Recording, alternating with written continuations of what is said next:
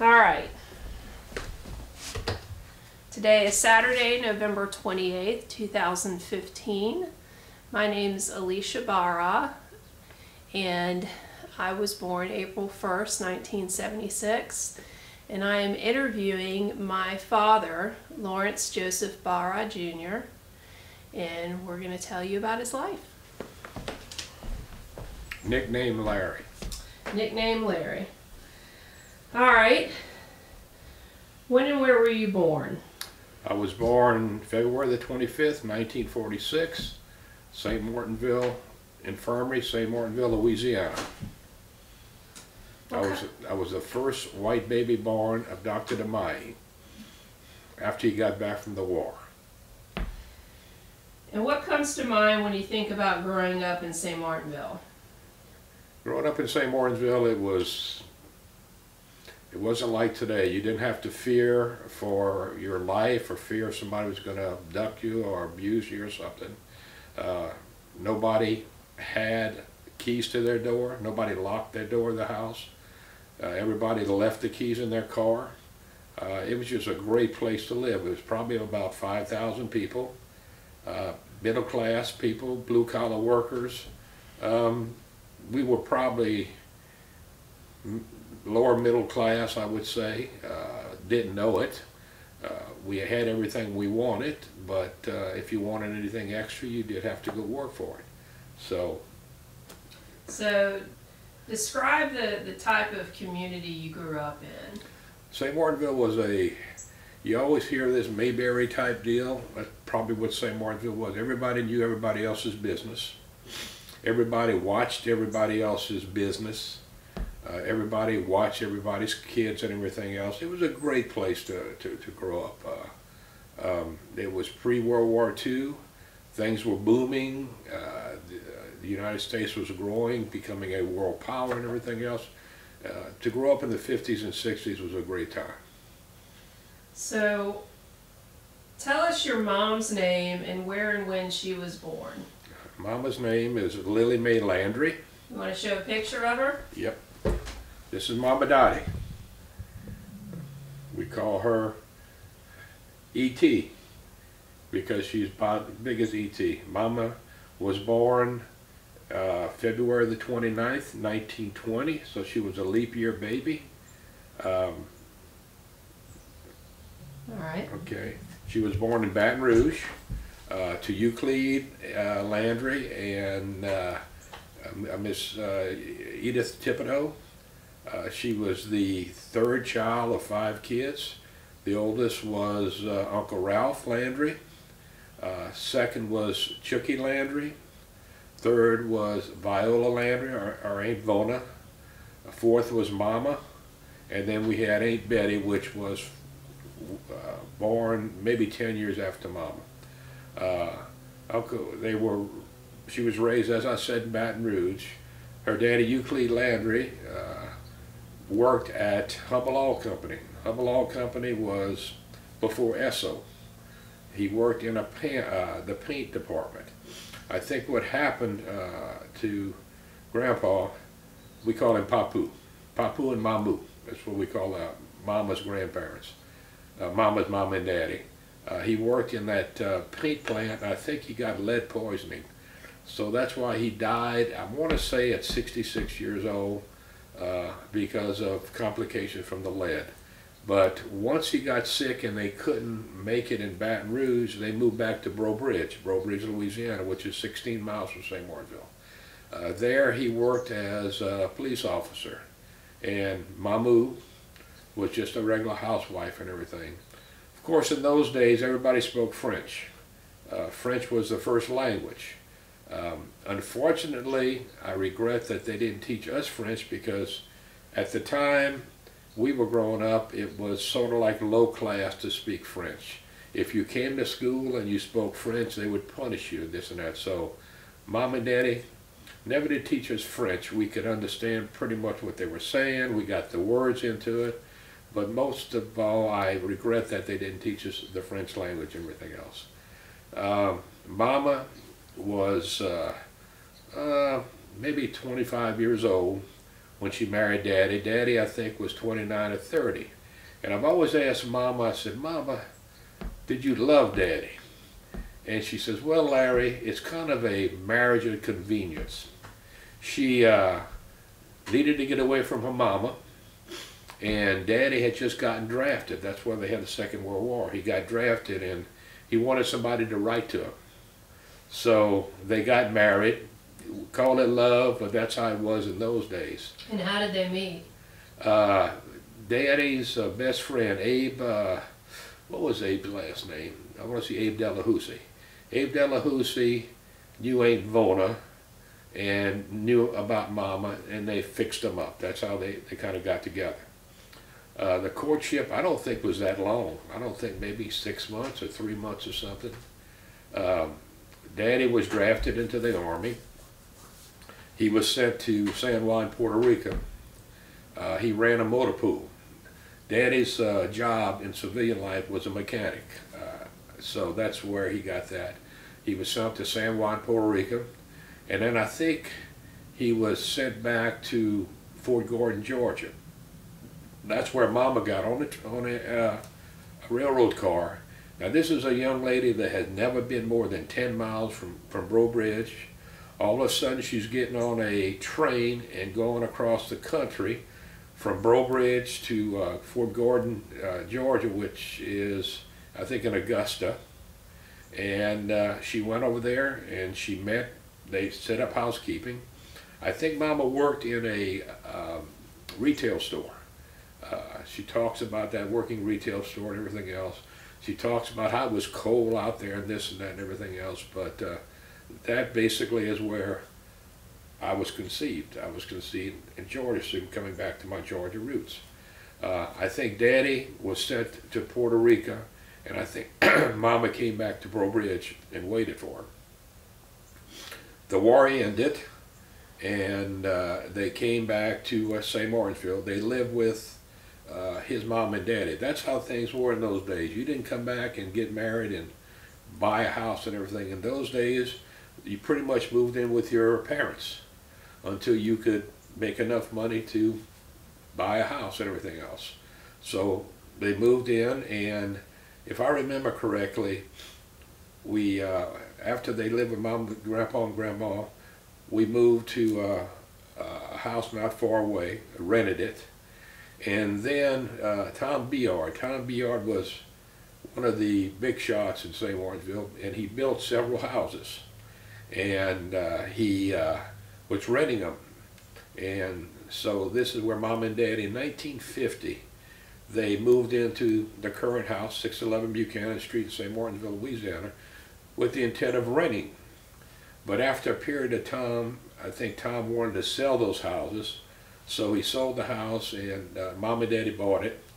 And they, I'll never forget this, I think they paid $7,000, $10,000 for a house, not that much, but once their mortgage ran out, after 20 or 30 years, we had a, I'll never forget this, a burning of the mortgage.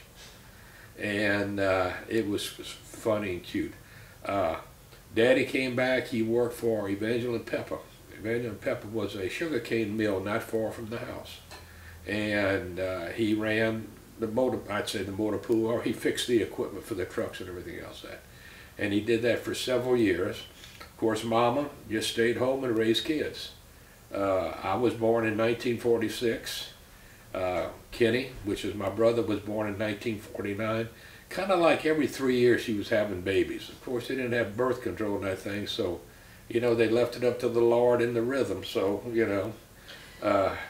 So what do you remember most about Mama Dottie? Mama Dottie could take a chicken.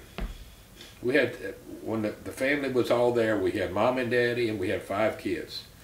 Mama could take a chicken and make a meal that would fill us all up. I don't know how the hell she did it, but she did it. Mama, they never kept records of their checkbook, how much money they had, but she always knew how much money was there when it was getting low. Mama was the matriarch of the family. I mean, she, if it wasn't for Mama, we wouldn't have what we had. We had a colored girl, to help Mama called Rita Gillum. Rita was paid $1 a day. Rita lived in St. John's, which was about 3 miles away. It's a plantation, and she lived there, and we'd go pick Rita up, take her home and everything else.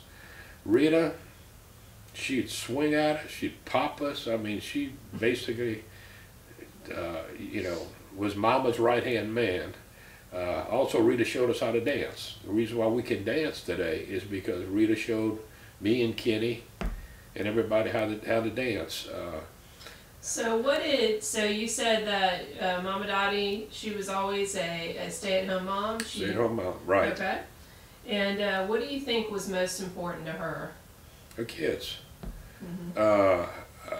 I asked Mama that one time. I said, Mom, she said, Larry, my job, or our job of that generation was to have a lot of kids and raise kids and put your kids first. That was our job. That's what we were intended to do. Much not like today where they only have 1 or 2 kids and everybody works outside of the house. You didn't work. You stayed, the woman stayed home and cared for the kids, and the husband went out and worked, and you know. So did she have certain hiding places in her house for things? Well, you know, food was a main thing at the house, and if she'd make food and she'd leave it out, everybody would get a hold of it or something. So I'll never forget, one time she made a big rice dressing, and to hide it from us, she put it in the drawer. And lo and behold, I don't know what I was doing. I wanted to dry something, but I went and I turned on that drawer, and that pot started turning around with all the rice dressing going all over the place, and boy, she's hollering and carrying on and everything. And that's one of her hiding places. But yes, she used to hide her stuff. What were ways that she would save money? She would save money by, you know, aluminum foil. She would take the aluminum foil. Of course, we had clotheslines outside, and she'd take after we used aluminum foil, she'd clean it, and then she'd hang it on the line to dry it, to use it again. She'd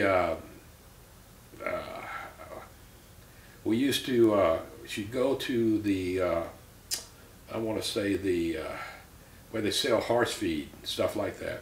And they used to have sacks they would get that would come pretty floral stuff on the sacks and stuff like that. And she'd get the empty sacks, and she'd take it to, there was a seamstress or something that would make shirts, make clothes for us. That's what you did. You didn't have money. There was the big shopping experience was to go to a place in Breaux Bridge called the Jew. The Jew was a gentleman that used to go and buy stuff, liquidated stuff, clothes and everything else. And then once a month or once every couple of months, he'd put it on sale at Breaux Bridge, and everybody used to go out there, and that's where we bought our clothes. So how old was she when she passed, and what was her cause of death? Mama died, she was 92 years old. She died in 2012.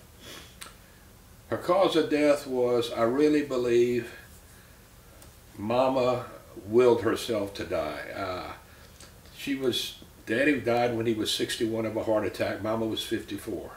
Mama stayed widowed from 54 to 92 and was happy. I remember 2 years after Daddy died, they have a guy called Pete that wanted to date Mama. And she wouldn't date him. And I said, Mama, why don't you date Pete? I mean, he's a good guy, you know, something to do, somebody to go out with, companionship and everything else. And she said, Larry, she says, I loved you, Daddy. We were married 30 years, but I don't want to raise another one. And let me tell you what happens to men when they get around 60 years old. They start getting sick, and they want somebody to take care of them. Been there, done that. I'm happy where she was. So she'd read 2 or 3 books a week, and she stayed by herself until December of 2011. She had a walker, and she was in the house, and the walker hooked on a piece of carpet. It threw her down, and that's where the end started coming. She didn't break anything, but she bruised herself, and the medicine they were giving her was causing blood clots and this and that and everything else. So March 4th, 2012, she passed away. Matter of fact, Pat's mother, Mrs. Dugas, had died 2 weeks before Mama died, and we went to Laurelville for the funeral, and when we were leaving, we went to see Mama. Well, by this time, Mama was having to be taken care of. She couldn't stay by herself, and Mama was an independent woman. Once she could not stay by herself and take care of herself, that was it. Because she was sitting on her chair, and I went to look at her, and her eyes were all glary and watery, and I said, Mama, I said, you remember you made a promise to me. What's that, Larry? You promised me that we'd see your picture on the Today Show. And on the Today Show, you got to be 100 years old when they put your picture on there. And she looked at me and she said, Larry, I'm tired. I'm tired. You know, I'm ready to go. So it wasn't a week, and I told this to my wife, about a week later, we were back because she had passed away. Yeah. And weren't there certain magazines that Mama Dottie Mama Dottie loved the Inquirer. Whatever the Inquirer said, she believed. If this woman had an alien baby, she believed that. Larry, they wouldn't print it if it was wrong, if it was a lie or something. She loved her Inquirer. So she loved gossip. She loved gossip. One of the funny things about Mama is every Sunday I'd call her. And I remembered about 15 years ago or something, I called her and I said, Mama, what did you do, you know, this weekend? Well, we went to Kenny's or Peggy's or Dot's for barbecue or something. And I said, you know, Mama, I said, I feel like my family's missing out. And she says, what do you mean missing out? I said, well, missing out on the family barbecues and this and that and everything else. She said, you're right, Larry, but let me tell you what you're missing out of. You're missing out on the family get-together. I'm sorry, the family problems. And there's more problems than there are good times. So probably one of the reasons that you and Pat have been married so long is you've been away from these problems. So stay where you are, call me on Sundays, and we'll be fine. So you've been living in Georgia? Since we moved to Georgia, May 27th, 1976, from Lake Charles. And so tell me about Mama Dottie's parents, who they were, and what do you remember about them? Like I said, Mamu and Papu Landry. His name was Euclid. Her name was either she was a Thibodeau before she got married. I don't remember that much. What I remember about him, he died when I think I was 6. And my picture of him is in his coffin. He was built like we are, stocky and this and that and everything else. Again, he was a police officer in Breaux Bridge, and he worked for Humble Oil Company. And Mamu was just a housewife. Now, Mamu only spoke French. So Creole French. Right, Cajun French. And she was a demanding woman. When she could not stay by herself anymore, they had to have somebody come from Monday to Friday to watch her. But on the weekends, all the siblings had to take their turn. So on Friday night till Sunday night, you know, every 5 weeks or 4 weeks, Mama would have to go spend a weekend in Breaux Bridge. And I'll never forget this. She told me, and this went on for about 5 years, Larry, if I get to a point where I cannot take care of myself, you put me in an old folks home, you know, because the commotion we've been going through with Mama, because Mama was a difficult woman. You didn't go just sit when you spent the weekend. You cleaned. You kept busy. It was work and everything else. And the funny thing is when Mama got to a point where she couldn't stay by herself, I said, okay, Mama, we're going to put you in an old folks home. Oh, no, because she was scared to death about going to an old folks home. And I said, well, what did you tell me? You told me, you know, she says, I lied. I changed my mind. And so, how long did Mamu live after her husband? She was 54 years old when he died. She was 92 when she died. Wow, so she was a widow. She never remarried. She was widowed longer than she was married. So that's and loved it. Mama would stay in a muumuu. We talked about burying her in a muumuu. For you people that don't know what a muumuu is, it's like a house coat with a bunch of snaps. And my wife, Pat, used to buy her stuff, nice clothes and this and that, everything else, and she never wore it. She was keeping it for when she got sick. And so, do you remember what the cause of death was for both of them, for Mamu and Papu? No, but well, Papu, like I said, the Landrys and the Barras, we die of heart attacks, so I think he had a heart attack. Mamu, I think she just got, I think she died when she was 85, and complications, but no, I don't really remember.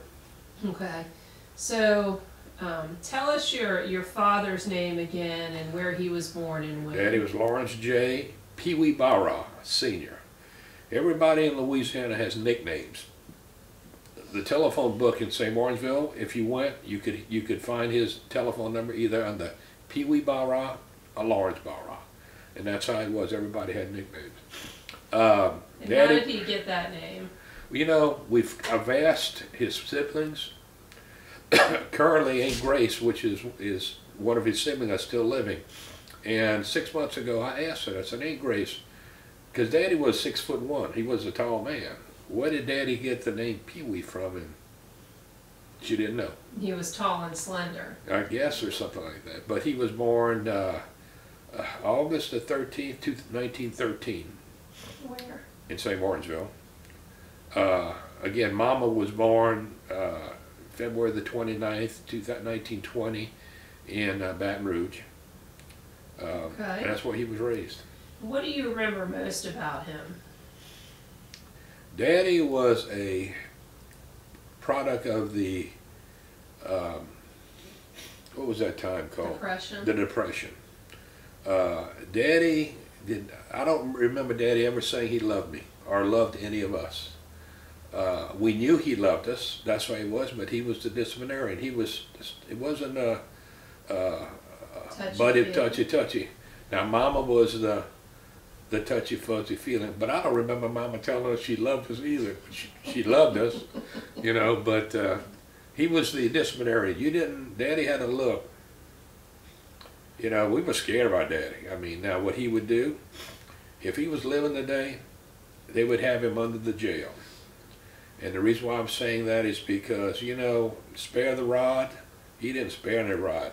All Mama had to do was tell us, I'm going to tell your Daddy. And he'd line us up. He'd sit on that toilet in the bathroom, line us up at the belt, and he'd pass us.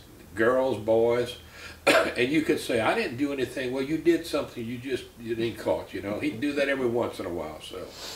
And what did he do for a living? Daddy started off as I said, he was a mechanic. And he was a mechanic, and then when he went to Sam Broussard was a dealership in New Iberia that sold farm oil trucks, tractors, balers.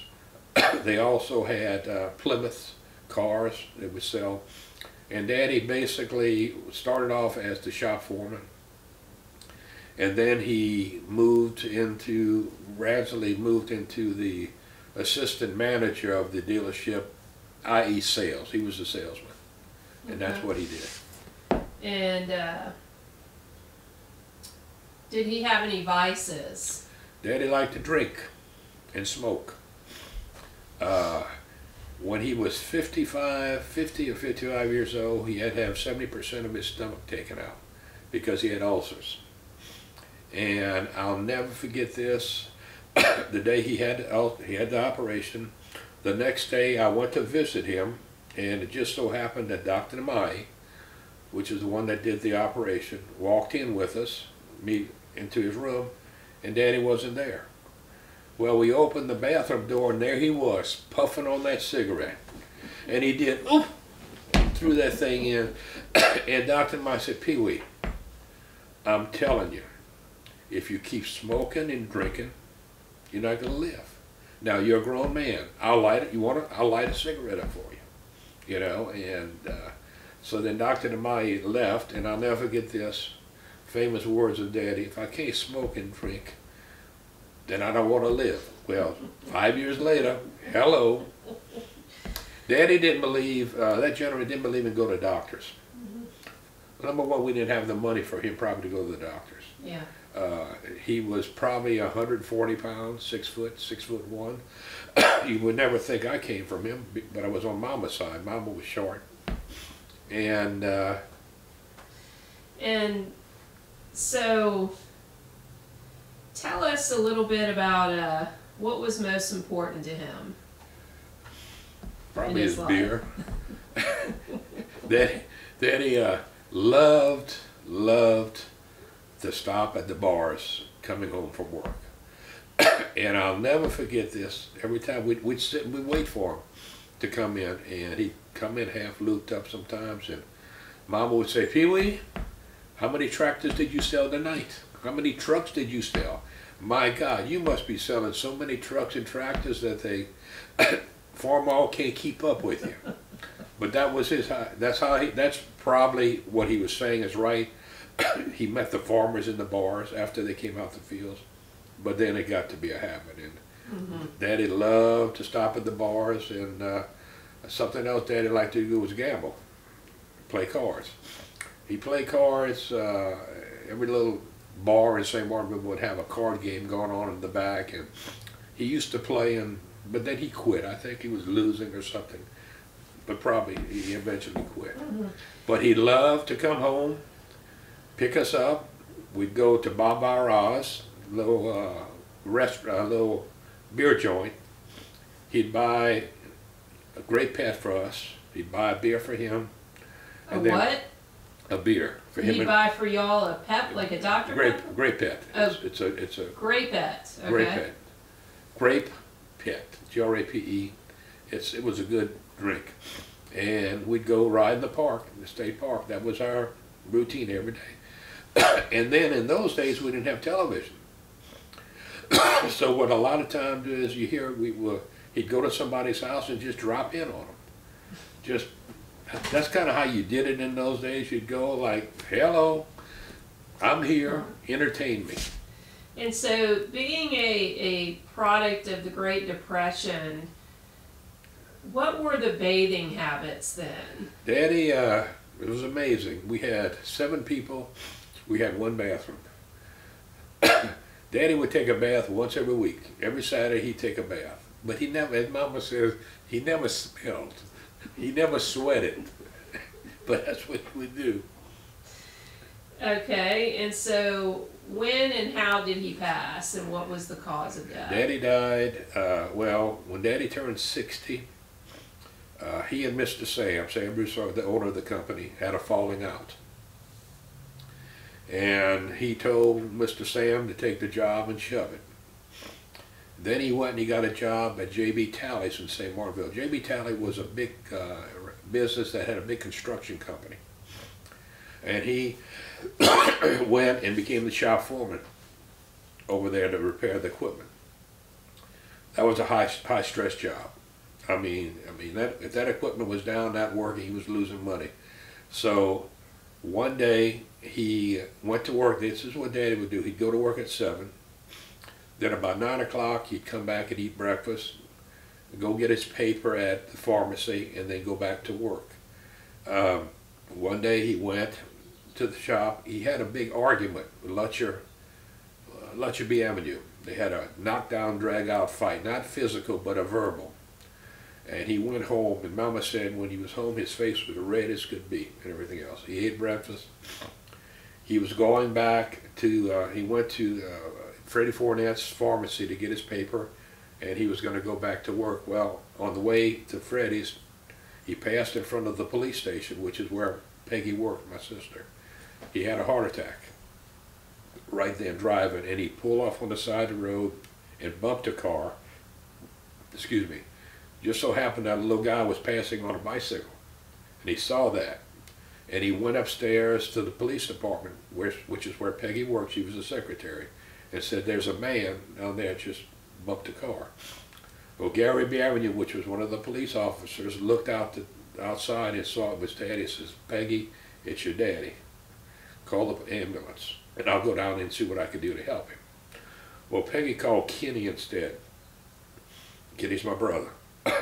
And Gary went downstairs and was working on Daddy, and it just so happened Kenny wasn't far off. And he came and he jumped in the car, and they drove to the St. Martinville Infirmary. And Dr. DeMai said, "Larry, your daddy could have been in the intensive care. His heart just blew up on him." Now, the funny thing about that is that this was on a Tuesday, the weekend before we were in Lake Charles. That's where we were living. He had just come out there to visit us on the weekend. J.C. Penney's had 3 suits for $100. He bought 3 suits, and we did the measurements. And the funny thing is that one of the suits is what we buried him in. Wow. So who were his parents, and what do you remember about them? His parents was, we call them Grandma and Grandpa Barras. His daddy that's what Daddy looked like, tall and slim and everything else. He died in 1952. I was born in 46, so I don't remember him that well. He was a laborer. He worked at a lumber company.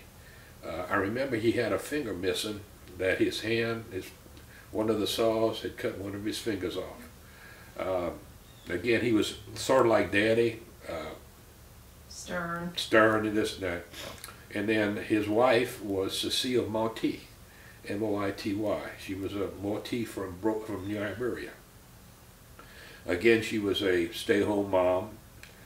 He had his brothers. Daddy was number 3. We had Aunt Eunice. We had Uncle Red, which is Milton Barras. His name was Red. We had Daddy, which is Lawrence Barras. Then we had Aunt Grace, which was Grace Barras. So that was his siblings and everything.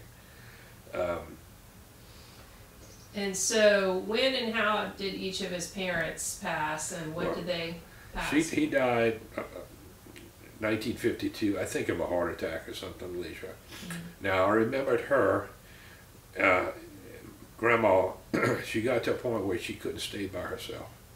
So she would go and stay a month or 2 or 3 weeks at each house. And I'll never forget this, when she stayed at our house, she died in 1964, when I graduated from high school. And that year she came to the house and she'd cry and cry and cry. She was just, felt like she was a burden. And, but she passed away. And so, what were your parents' political beliefs? In Louisiana, at the time I was raised, it was Democrats. And you voted Democrats. There wasn't any Republicans. You just voted. I mean, I remember the voting machines. You had one, if you wanted to vote for all the Democrats, you had one button you could press and it would vote for all of them. And they were Democrats. If Grandma and Grandpa had a message to you and their grandchildren, what do you think it would be? They were proud people. I think the thing that would be shaking them up today is the people that are filing bankruptcy. I mean, it was, if you had debt, you paid your debt. A lot of times, we didn't have credit in those times. If you wanted something, you went and put it on, you pay it on time. You put it on layaway. B.M.U. Brothers is where I bought my clothes. You put it on layaway, and you paid so much a week or a month until you got it out. You did not, if you owed something or something, I mean, it was pride. You did not want people to think that you were taking food stamps and reneging on things. They were proud people, because your name was the most important thing to them.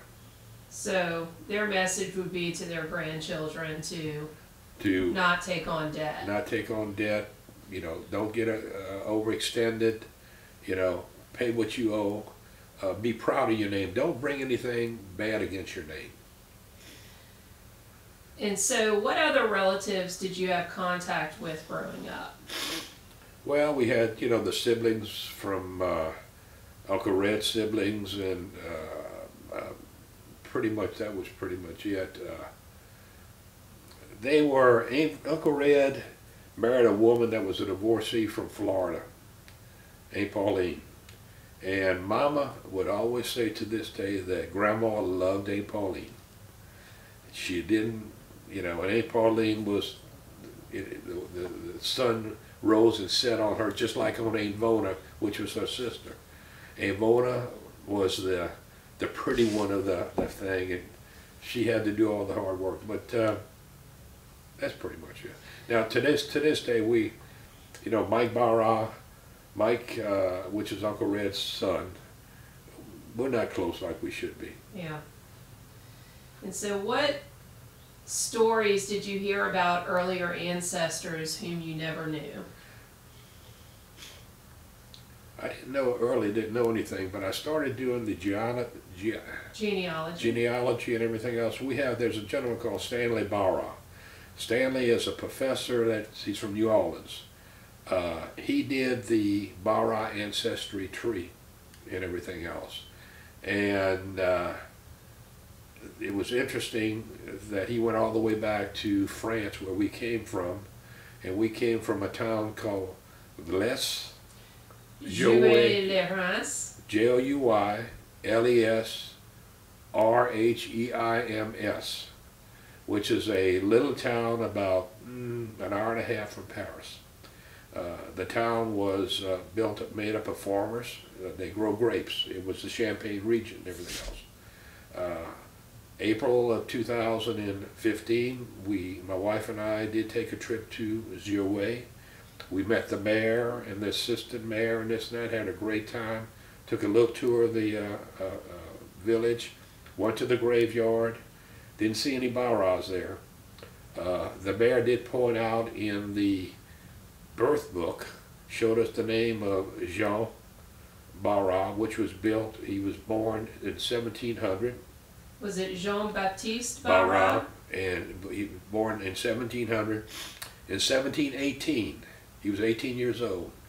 He got on a ship in La Rochelle, France, along with some other people. And the reason why he got on the ship is that in Louisiana, they were giving land away.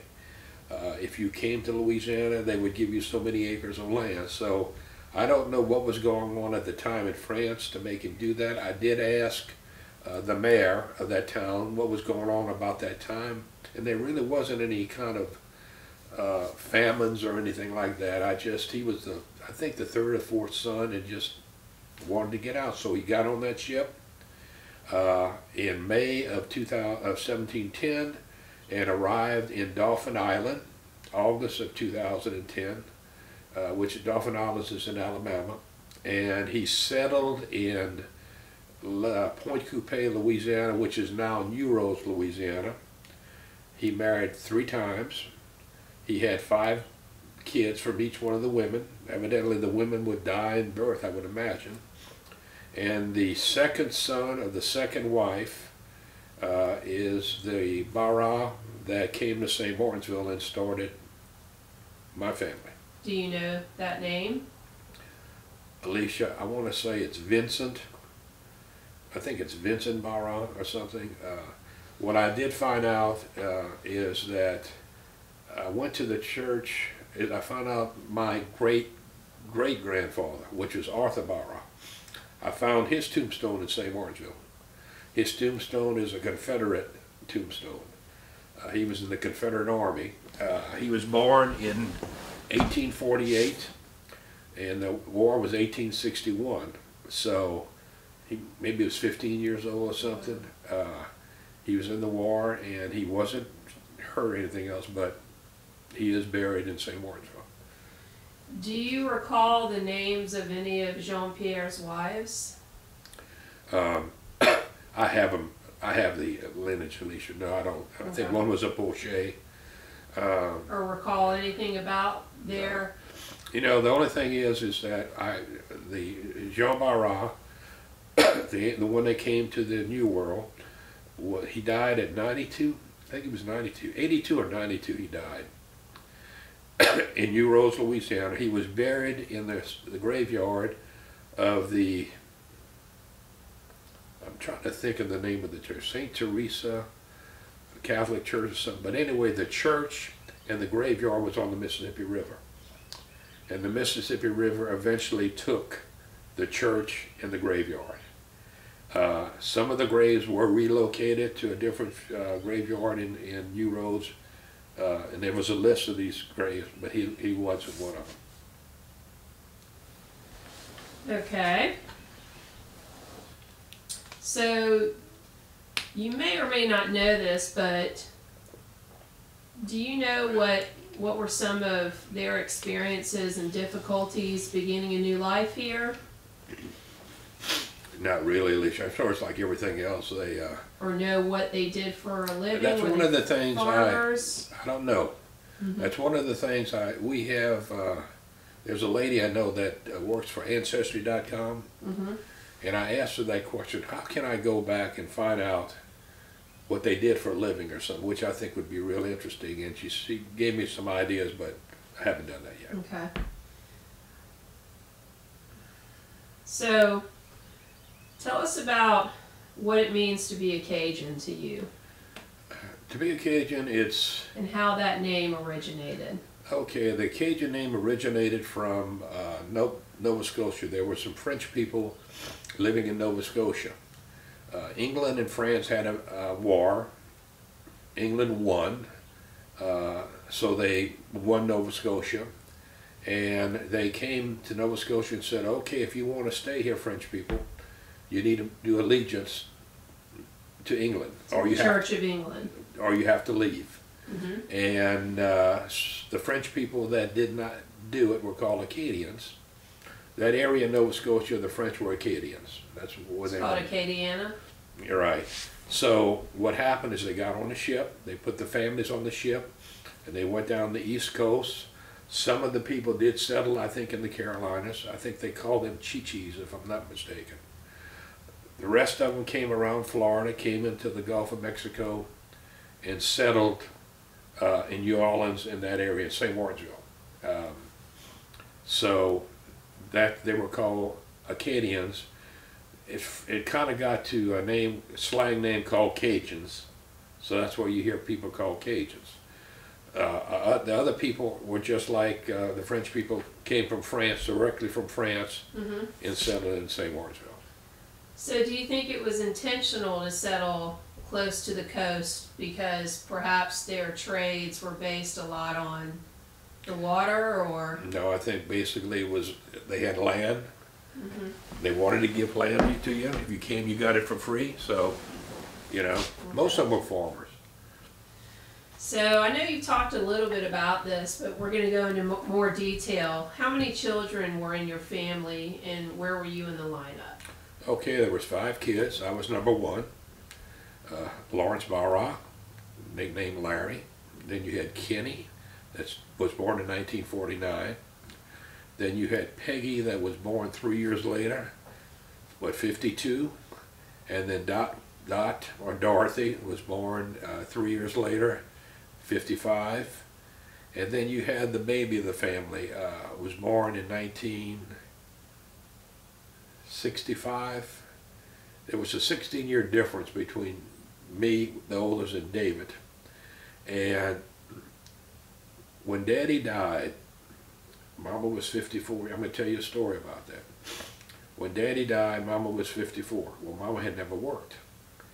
And so you don't start collecting Social Security on your husband until you're 65.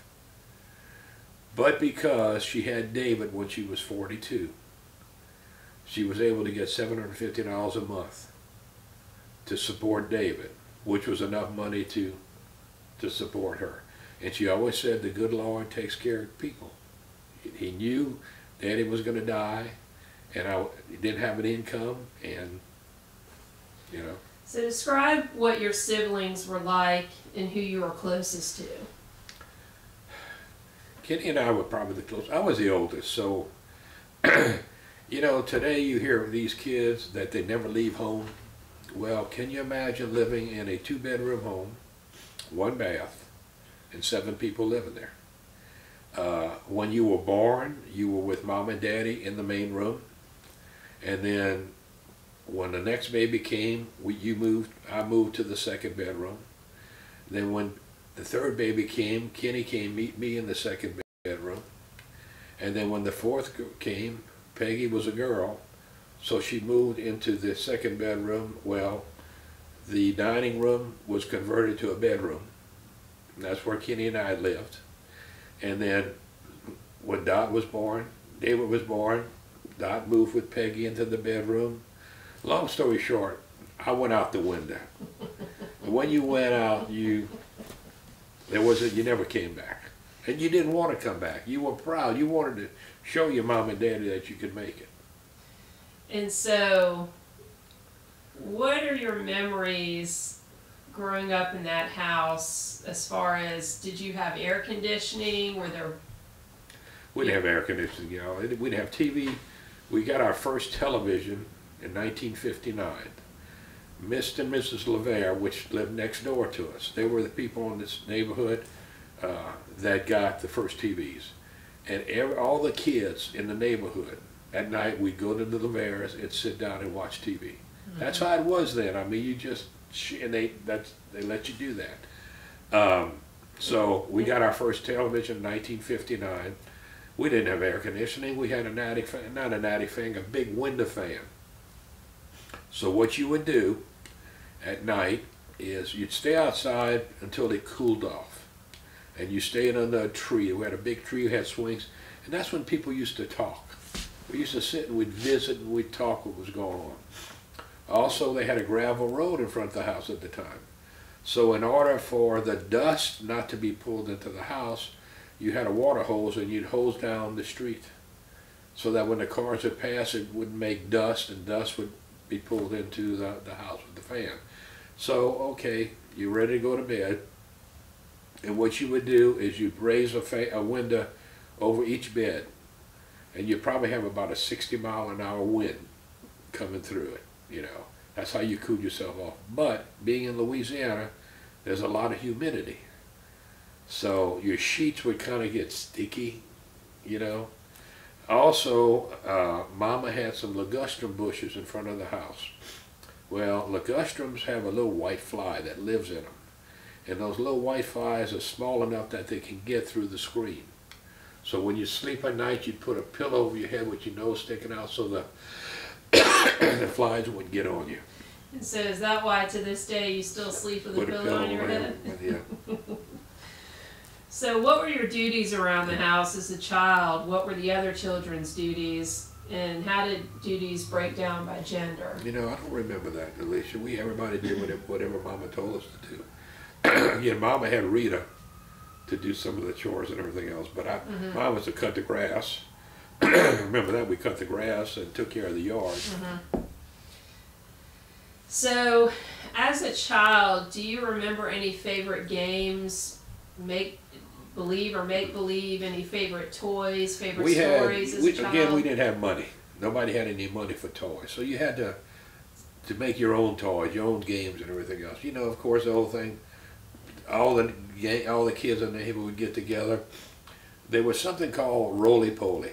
Roly-poly was you had a tennis ball, and a number of people playing. Let's say there was 5 people playing, so you dig 5 little holes.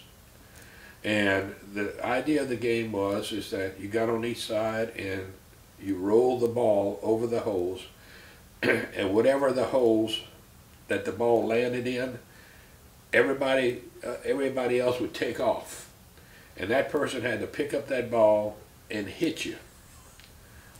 Or if he didn't hit you, then they put a peg in his hole. And you got so many pegs, I want to say 3 pegs or something, then you had to go around the side of the house, and everybody would take the ball and hit you 3 times. That was roly-poly, I remember that. Also had something with sticks. You throw a stick down, and your idea was, you had your stick, was to knock the other stick down, but I don't remember what the consequences were if you lost. So, what were your family's economic circumstances? We were poor. I mean, you know, you hear live from paycheck to paycheck. That's how we lived. Mama, you know, Daddy's duty was to put food on the table, clothes on our back, as I said before, and if you wanted anything else, you had to go work for it. Everybody had part-time jobs. And so, do you remember any times when money was really tight? Money was tight all the time. I don't remember when it wasn't. We never went on a vacation other than going to Daddy's boss, Mr. Sam, had a camp at Sippable Point, and that was our vacation. We'd go there, stay a week, but we'd end up staying 2 or 3 days because Daddy would get upset or something, Mom would get upset. But was there anything in particular Mom and Daddy would do with the lights to save money? Turn lights off. I mean, you didn't, if you weren't in a room, the lights were off. You know, to this day, when Pat and I used to go back home, we'd leave the lights on, she'd get all upset about the lights being on. Do you remember having to do without things you wanted or needed? You know, as I said, we had what we needed, and I'm sure I wanted stuff that they couldn't give me. So that's when you would go and you'd buy like a fishing pole, Firestone, the Western Auto is what it was called. We'd go to the Western Auto and we'd pick out a rod and reel we wanted. We'd give them $1. They'd put it on layaway, and you'd go back and you'd pay every week or something until you had enough money to take it out. And so what did you love to do as a kid in your spare time? What we used to do is we used to fish. We'd always go to the bayou. Everybody would fish. We'd go swimming in the bayou. Also, they had a gentleman that had a pirogue that would let us use his pirogue to go up and down the bayou and everything else. But and to those who may not know, what is a pirogue? Pirogue is like a Cajun canoe. It's a canoe, flat bottom, that could probably go in about 4 inches of water because of the swampy water and everything else. But that's what we used to do. That was fun. You were never worried about alligators? Or? You know something? I never did see an alligator in the bayou. I'm sure they are now. I think maybe at the time they were harvesting them or something, so we never saw anything. We never were worried about getting bit by, you'd see snakes, you know, cottonmouths and everything, but. Mm-hmm. So when you were a child, what did you want to be when you grew up? You know what I wanted to do? I wanted to go in the Air Force and be a pilot. That was my dream, you know, to go in the military and be a pilot, and never happened. And so, do you ever recall learning how to cook? And if so, who taught you? And were there any special family foods or recipes? Yeah. Nope. Never wanted to cook. To this day, your mama wants me, and I'm 69 years old, she wants me to start cooking and everything else because my brother Kenny cooks. But no, I don't cook. So do you recall any special family recipes that Mama Dottie or the family members would make? Mama, probably Mama, you know, you hear about macaroni and cheese. Mama, we didn't have macaroni, so what she would do is take a spaghetti, make a spaghetti and a cheese, and that was wonderful. Biggest treat to us, the biggest treat to us was Mama would get her big iron pot and she'd cook some French fries. French fries to us was the biggest treat she could do, and it tasted so good. And do you recall her being a really good cook? Or? Mama was the best. Mama was, as I said, Mama could take one chicken and feed 7 people, and you were full. And so, what activities did the family do together? You know, other than ride around the park, not really. You know, it was, you worked, you had part-time jobs. Daddy would barbecue. Activities, Daddy would barbecue. I think that was, he loved to barbecue. He would start barbecuing on a Sunday at about 7 o'clock in the morning. He had to get his fire, the coals right and everything else. And we wouldn't eat till about 2:30 in the afternoon. And he was a fantastic barbecuer. But the whole time he was drinking his little beer, and come 2 o'clock he was 3 sheets to the wind. And which meal do you call supper and which meal do you call dinner? Biggest meal was, you know, we have breakfast, we have dinner, which is 12 o'clock, and then you have supper, which is the night meal. And so, what do you remember doing on Christmas or Thanksgiving, birthdays, or other holidays? Like anything else, we had our Christmas tree. We had presents, but the presents were, if you wanted a bicycle, Daddy would go and find a used bicycle for somebody. And then Sam Broussard had a body shop or paint shop. And he'd go down there and he'd sand the old bike down and everything else, and repaint it, and put these little handlebars, little streamers on the handlebars, and oh, you thought that was the best thing since sliced bread. So, you know, it was a lot of hand-me-down stuff. Mm-hmm. And so during big holidays, would it just be the immediate family that would get together, or the extended family? Well, it's just sort of like we do it today. We used to go to Grandma's, Grandma Barras. Everybody would bring something, and that's how while we were young and everything else. And then when they died, everybody kind of started going on their own. And where did y'all shop? For instance, how far away were these shops, and how did you get there? You know, it wasn't like today. Grocery shopping was, we had a Winn-Dixie, which you would go maybe once a week or something like that, but we had Mrs. Wesley's, which was a little mom and pop grocery store that you'd go get the milk and the bread when you needed it. You didn't buy a lot of stuff. You kind of bought meal to meal in those days. Mm-hmm. The clothing was BMU Brothers. There wasn't a Walmart. There wasn't a big name brand store in St. Barville. Now, your mama used to go to New Iberia, and they had Abdallah's, which was a nice department store, but it was strictly in New Iberia. And so what was the largest town or city you remember visiting when you were young, and can you describe your impressions of it? Probably Lafayette. Lafayette, 16 miles from St. Lawrenceville. You know, you had the Montgomery Wards, you had the Sears, you had...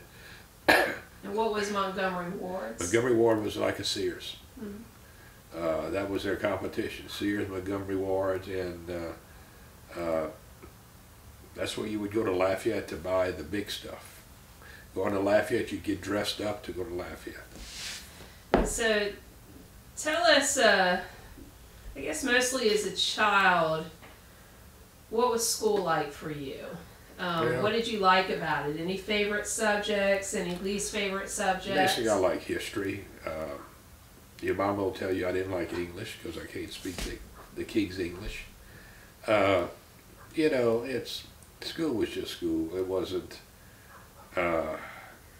like some people go to school to learn and everything else. It was, couldn't wait to get out so we could go play. So do you have any memorable teachers, or how they may have influenced you? We had Dr. DeBlanc. He was a Congressional Medal of Honor winner in World War II. Dr. DeBlanc, D-E-B-L-A-N-C, Jeff. He taught math. When you went to his class, you didn't give any trouble, because I saw him pick up a kid in a chair, in a desk, and throw him across the room because he was misbehaving. In those days, y'all, when you went to school, we had the school principal was Dr. Easton. What was his first name? We call him the Will. He would walk across that playground. If he saw somebody doing something bad, he'd take his belt out and just start hitting you. I mean, or spanking you. It wasn't any political correctness. Right, political correctness. He just would knock the hell out of you. You know, and that's how it was. Daddy, I'll never forget Daddy telling me and my brother, if I get called to the school because of y'all, I'm going to believe the teacher. And you better give your soul to God, because the rest belongs to me. And that's how it was. A principal, a teacher was respected in those days. Mm-hmm. Not like it is today. And so was it okay for girls to be smart at your school? You know, girls, at that time, the career path for a girl was a nurse, a teacher. That's pretty much their career goal. It wasn't to be a nuclear engineer or something like that. It was, it was the boy would go to college if you would go, but basically nobody would go to college. I think in my graduating class there were 66 of us, and I think maybe 5 of us went to college. And your mama's, there was 22 people. I think maybe 1 or 2 went to college. It just, you got married. You just went to labor. So, who were your friends in school, and what did you do together? Who did you spend the most time with? Well, I had a group of Ronnie Beauvalin, Robert Savoy, Vernon Wyatt, Mayo Broussard. Basically, we would just go to dances. At that time, nobody had a car. So what we would do is you'd take one of your parents' car, and everybody would go together to the dance. And we'd go to a dance on Friday night, Saturday night, Sunday afternoon, and then Wednesday during the week in Lafayette. And so, what were the different groups at your school, and which did you belong to, and how do you think you were perceived by others? We were, I wasn't the kids that used to run for political office. I was just an average student, Like you have your athletes, you have right, your greasers, you have your... We played in the band. I played in the band. I played football. What position in football? Played right guard, and that's how it was. Played the cornet. Clarinet? Cornet. It's like a trumpet, but a small trumpet. Oh. C-O-R-O-N-E-T. And do you remember teasing or bullying of you or anyone else at school? Not really. We all got along. We didn't. So how many kids would you say were in your high school total? A total from elementary through high school was maybe 800 people. Yeah. And these kids were taken not only from St. Warrensville, but from the countryside. And what were the names of your elementary, middle, and high school? St. Martinville Elementary, St. Martinville Senior High, St. Martinville Junior High.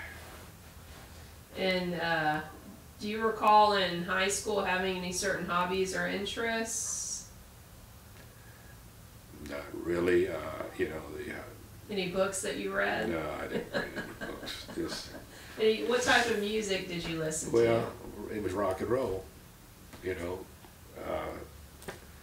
I was at graduate from high school in '64, so the early '60s and late '50s is basically rock and roll. Elvis Presley, Sam Cooke, Aretha Franklin.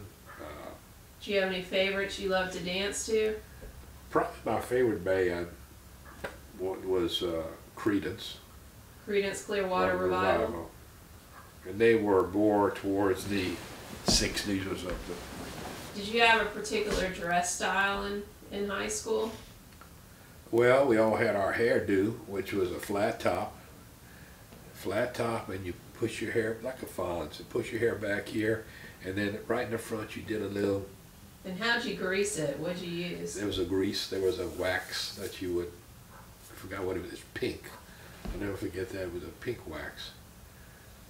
And so you'd wear the black leather jacket? The leather jacket, the Fonz, with the buckles and all that stuff, so.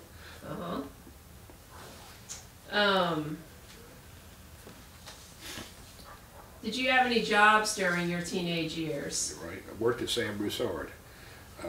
Every summer, every weekend, if I could, I'd go and work in the body shop, sand cars, sand tractors, help them paint and everything else, and that's what I did.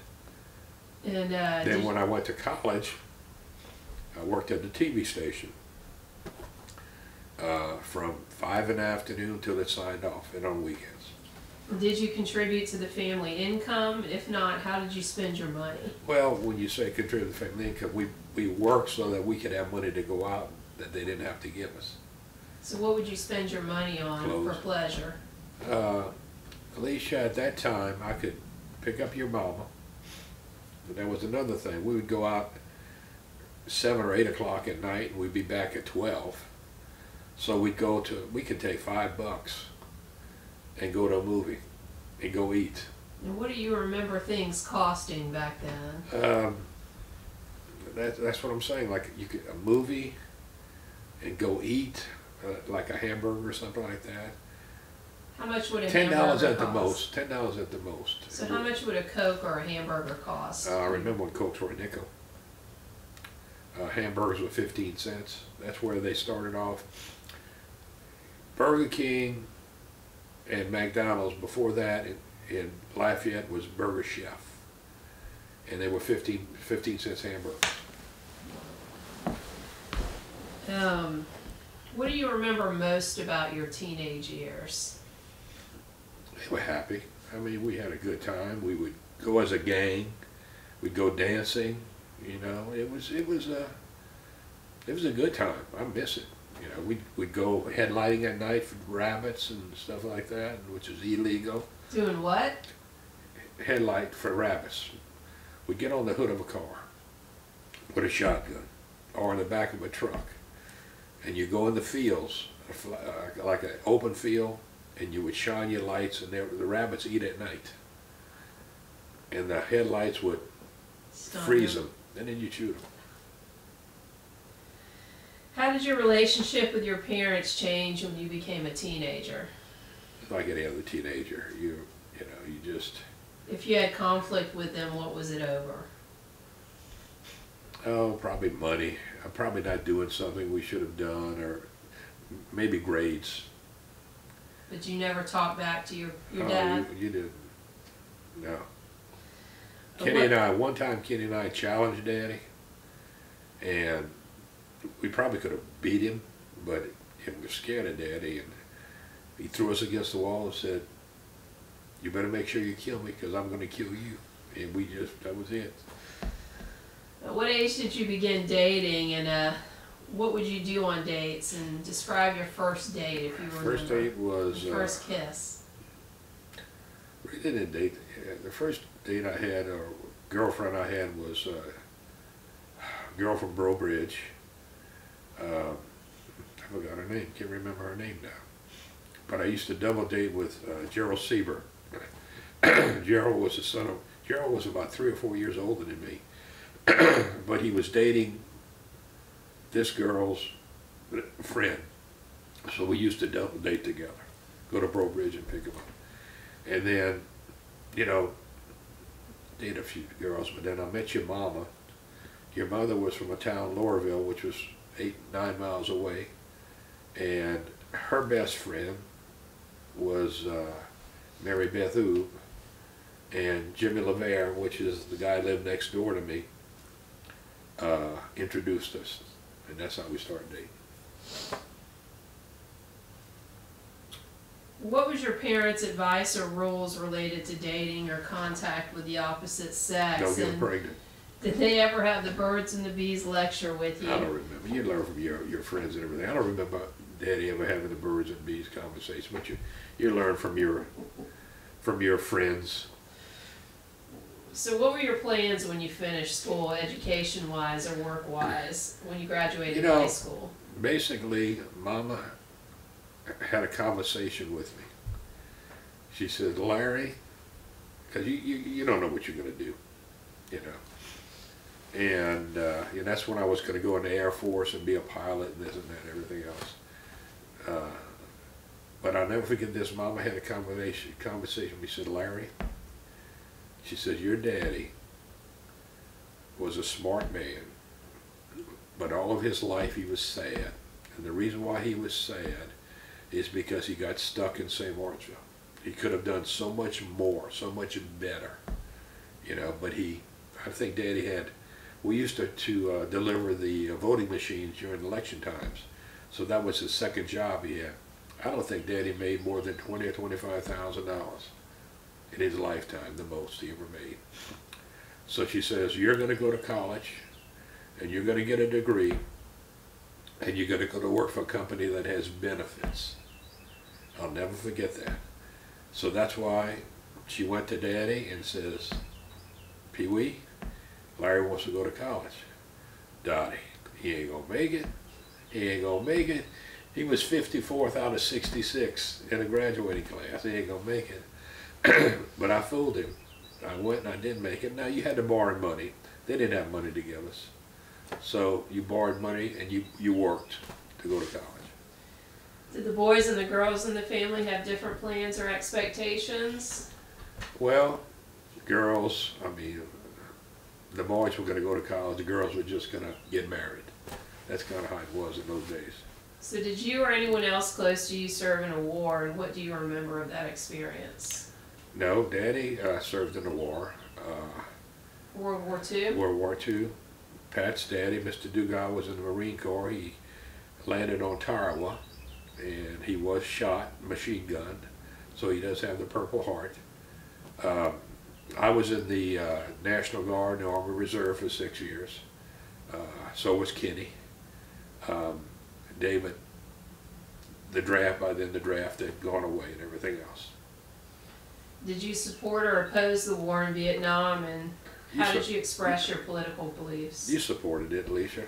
You supported it, and I joined the National Guard and Army Reserve. That was your duty to do it, so. Tell us about how it was growing up in the Deep South prior to, during, and after integration. Well, you know, I remember we went to a segregated school, elementary, middle school, high school was segregated. In St. Martinville, they had Carver High was a black school. St. Martinville High School was a white school. You know, I don't remember us, you know, being mean to people or anything like that. That's just how it was in those days. In St. Martinville, you have the courthouse, which divides the white town from the black town. You know, I remember they had white bathrooms and black bathrooms and white water fountains and everything. But that's just how it was. And were the restaurants segregated? Restaurants were segregated, everything else. They had their, you know, a lot of restaurants had an entrance in the back for the blacks and the whites for the front.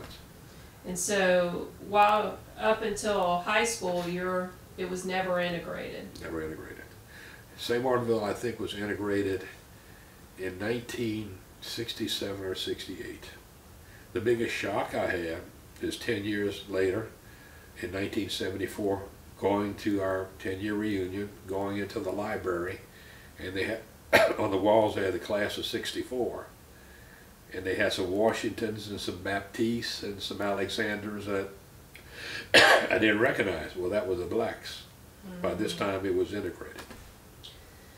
And so, did you participate in, or do you have any memories of any of the movements that came out of the 50s, 60s, and 70s, such as the Civil Rights Movement, the Women's Liberation Movement, or the Gay Liberation Movement? No. That was small time. They didn't have that. And so I know, Alicia, I'm not proud of it, but I remembered where I was when President Kennedy got killed. Now you have to remember that Kennedy was causing a lot of this segregation in the South and everything else. And the Southern people were not admirers of Kennedy. So when Kennedy got assassinated, it was kind of like the attitude in the South was, he got what he was looking for. I mean, you know. He got what he deserved? Well, he was this rich boy from up north, never been involved, mm-hmm. You know, tell us so. So when integration happened, were you still living in Louisiana? Yes. And do you remember anything about it when it happened? We never had any marches or anything like that. You just accepted it. It is what it is, so, you know. If the family member belongs to a group that has traditionally been discriminated against, what were you told, both positive and negative, about your group inside your family or outside? Or did you ever experience discrimination? Never did, Alicia. None? None. Did you have any particular role models? John Wayne. Do you remember your first contact with such significant inventions as radio, television, or a computer? And when did your family first buy these items? As I said, we got our first television in 1959. It was a little black and white TV. I think the screen was no bigger than this. You only had 3 stations: ABC, NBC, CBS. So it wasn't like today you had your antennas up, and you know, that was it. That was, I mean, when that happened, it was, God, that was, computers, I don't remember. Daddy died in 1974, and I keep thinking to this day, when he died, if he came back today, they didn't have the cell telephones, they didn't have computers, they didn't have, I don't think anybody had gone to the moon. No. Somebody had gone to the moon, because we went to the moon in '76. No, he wasn't born. He wasn't. He was dead by then. People going to the moon. Mm-hmm. It's just, Alicia, it's amazing. If he came back today, it would just blow his mind. And it's been, what, 30, 40 years? So you grew up listening to radio. Listen to the radio. Used to have kids programs on the radio, and Lash LaRue, Roy Rogers. You listen to all that on the radio. And so how did you meet your spouse, and how did you know she was the one? Met my spouse, as I said. Jimmy LaVere was dating Mary Beth Oob, which is Pat's, my best friend, and I went with Jimmy to a football game in Lowerville, and what was Pat's last name? Dugas, D-U-G-A-S, and she was a majorette. And I'll never forget when she came, Mary Beth came meet Jimmy and me, and she brought Pat. And I met her, and that was... And this was at a football game? Football game. That was it. And who was playing? Do you remember? I don't remember, Alicia. It was a football game and everything else, but that was... I thought she was the prettiest woman in all the world. She had a nice behind. That's what I married her for. And when and how did you decide to move in together and marry? We dated for 5 years. I wasn't in a hurry. It was, you know, the funny thing is, every time I'd take your mama home, the front door would be locked. And Miss Dugas would come out, oh my God, I can't believe I locked the door. That went on for 5 freaking years. And what she would do is she'd sleep in your mama's bed to make sure you didn't live together as it is today. I remember, Alicia, we were engaged to be married. And I wanted to take your mama to New Orleans for a weekend and stay with her aunt. And her mama wouldn't let us do that because people might talk. So a lot has changed. And so tell us a story about from the time you got engaged to the time you actually got married. What happened is I had to go into the National Guard for 6 months. This was 19. What happened is I went to college in '64, and I flunked out in '66. There's a card game called Boo-Ray. Love to play Boo-Ray. Well, I was playing more Boo-Ray than studying. So in August of 1966, I flunked out, joined the National Guard, and was told not to go back to school because I was going to have to go to my basic training and my AIT. AIT is your whatever you're going to do in the Army, whatever your job is. So just worked at San Broussard for '66. May 15th of '67 is when I went for my basic training, Fort Ord, California. Came back, and the AIT was infantry, so I stayed there for infantry. Came back in November, December of '67, and my daddy loved Pat.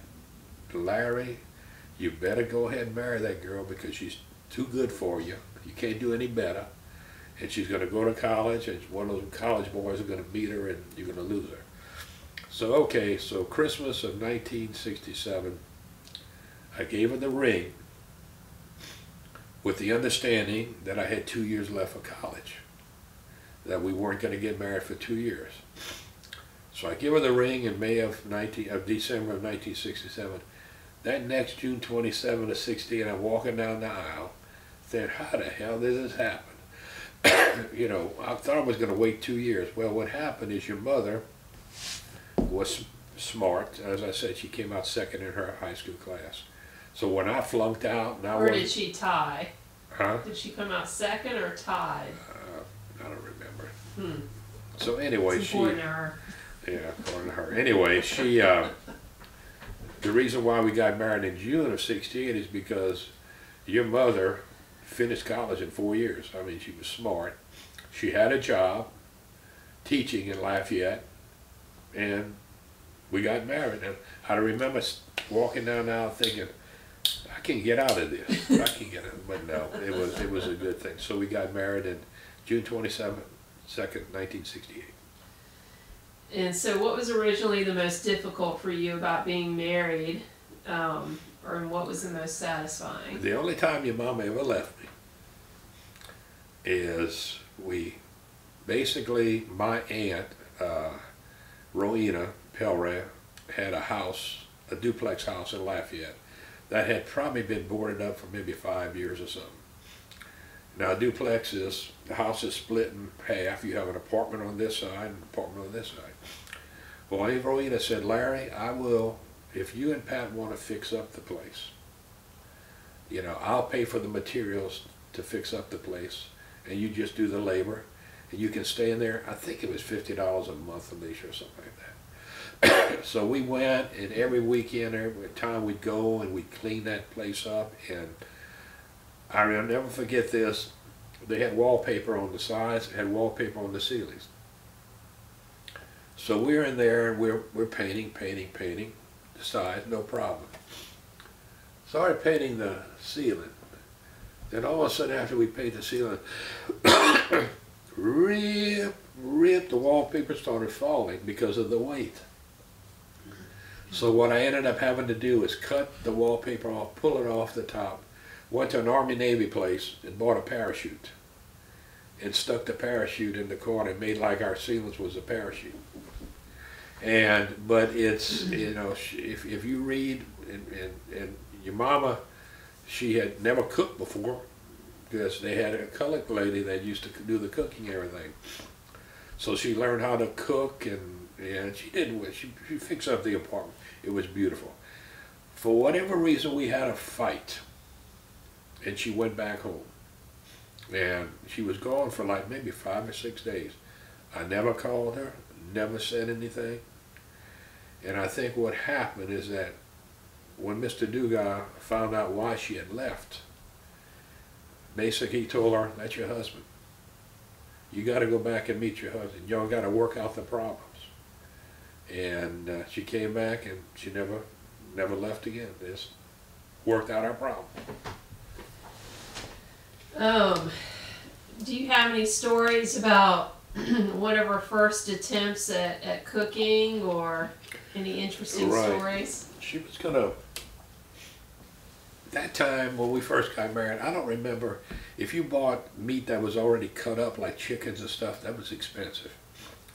So she was gonna save money, and she went to a local grocery store, a little mom and pop shop, and bought a chicken.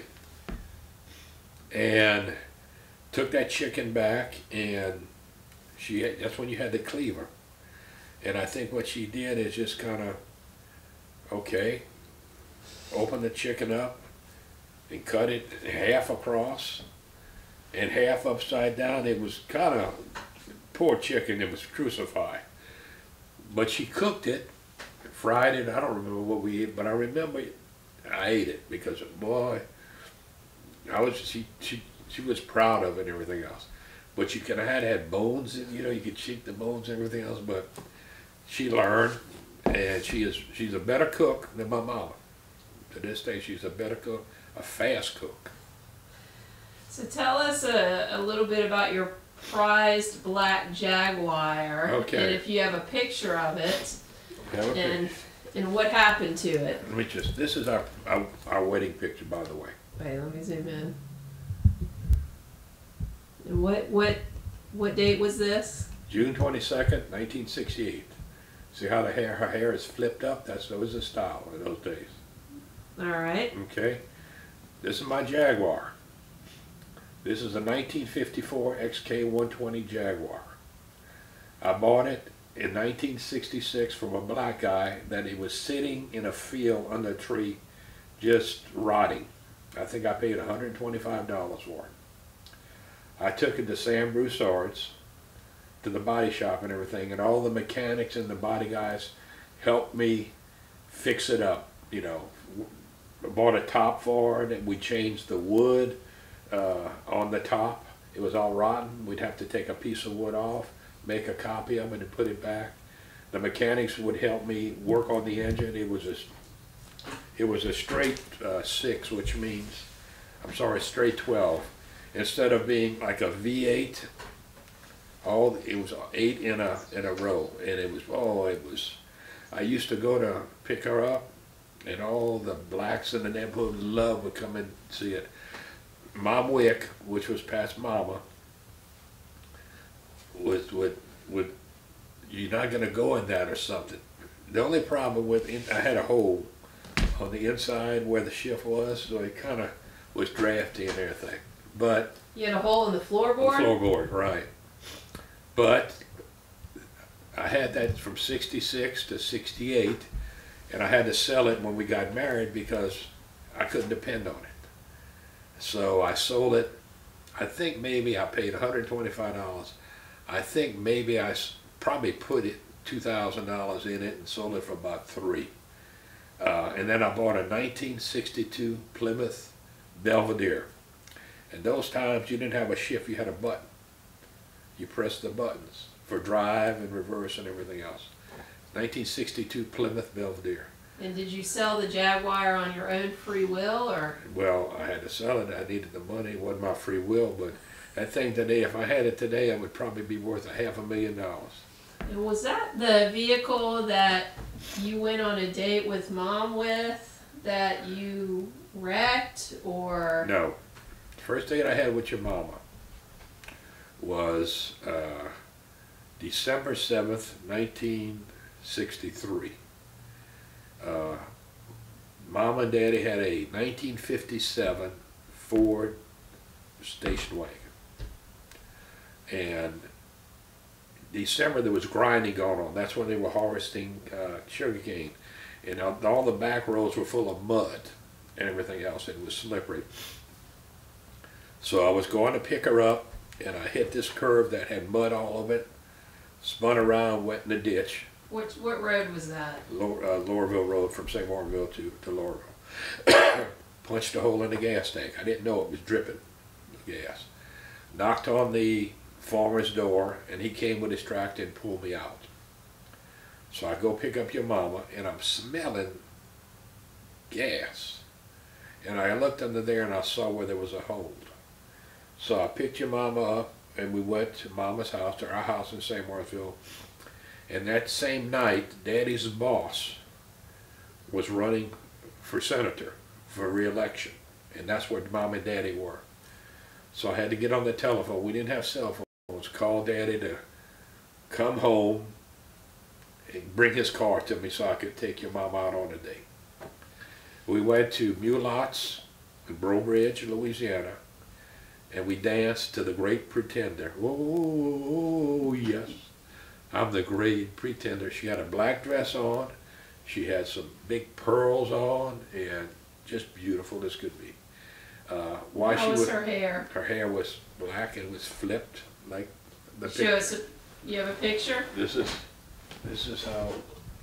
her engagement picture.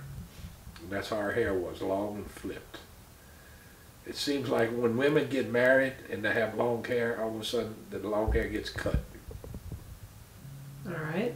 Okay? David was at the house. And David was probably, how old was David? 1964, maybe 3 or 4 or something like that. And he told your mama that she had big legs, big ankles. To this day she remembers that. So what was you and Mom's, or what is you and Mom's song? what's that, Michael, I forgot the name of it, Peggy. Great Pretender is, to me. So, can you sing it?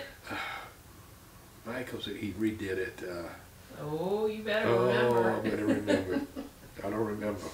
If All I right. hear it, I'll remember. We'll come back to it if you remember it. But what advice would you give to someone today who is contemplating a serious relationship?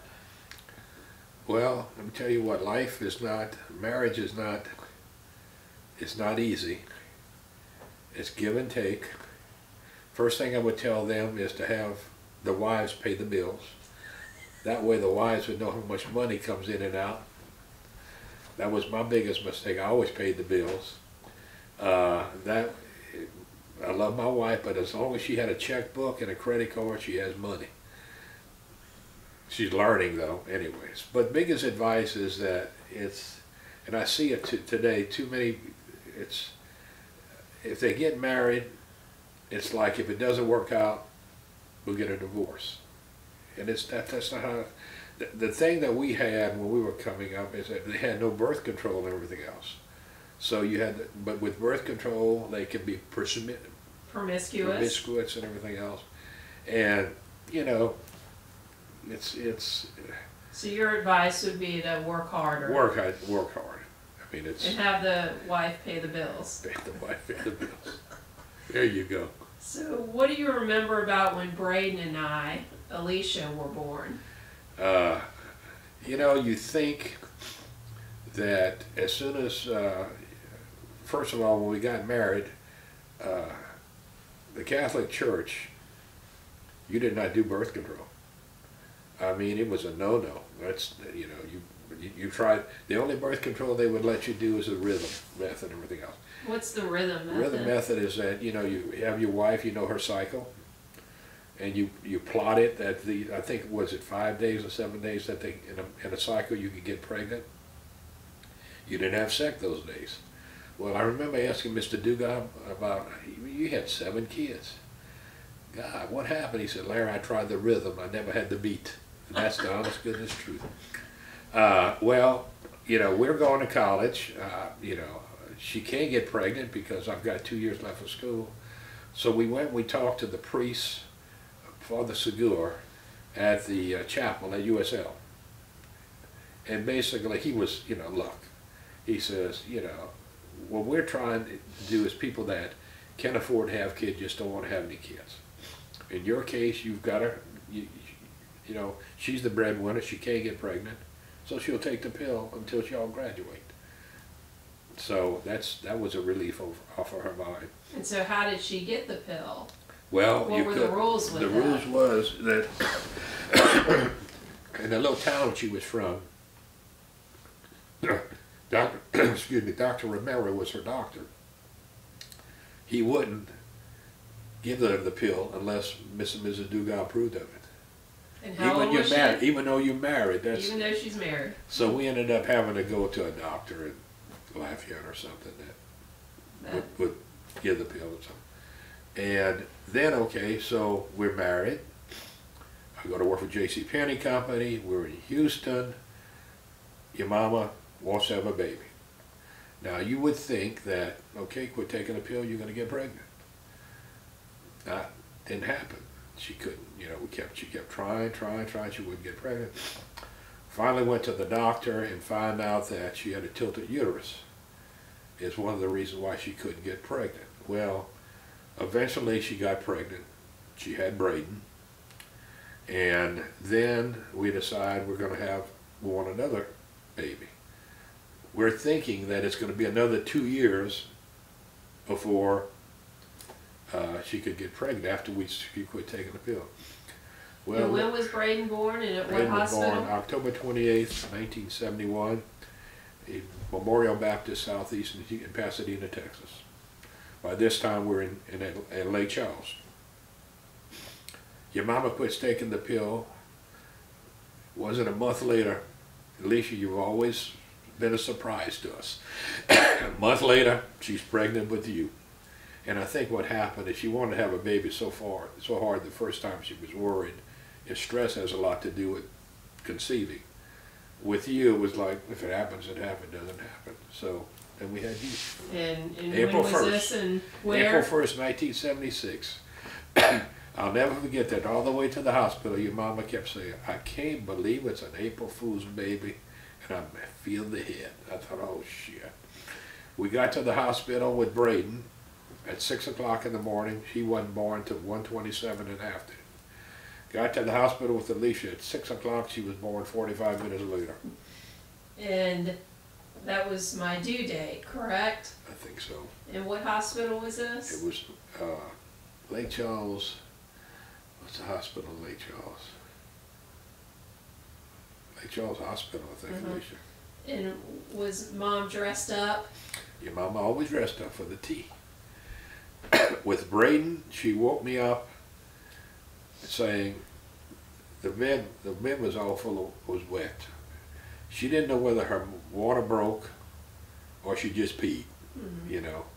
So she called the doctor, and the doctor said, more than likely your water's broke. Wait till you start feeling contractions and then go to the hospital. So this is like 2 or 3 o'clock in the morning when she wakes me up on the water. So I go back to sleep. 5 o'clock she wakes me up. Man, she was decked out. She had her fake eyelashes. She had her hair.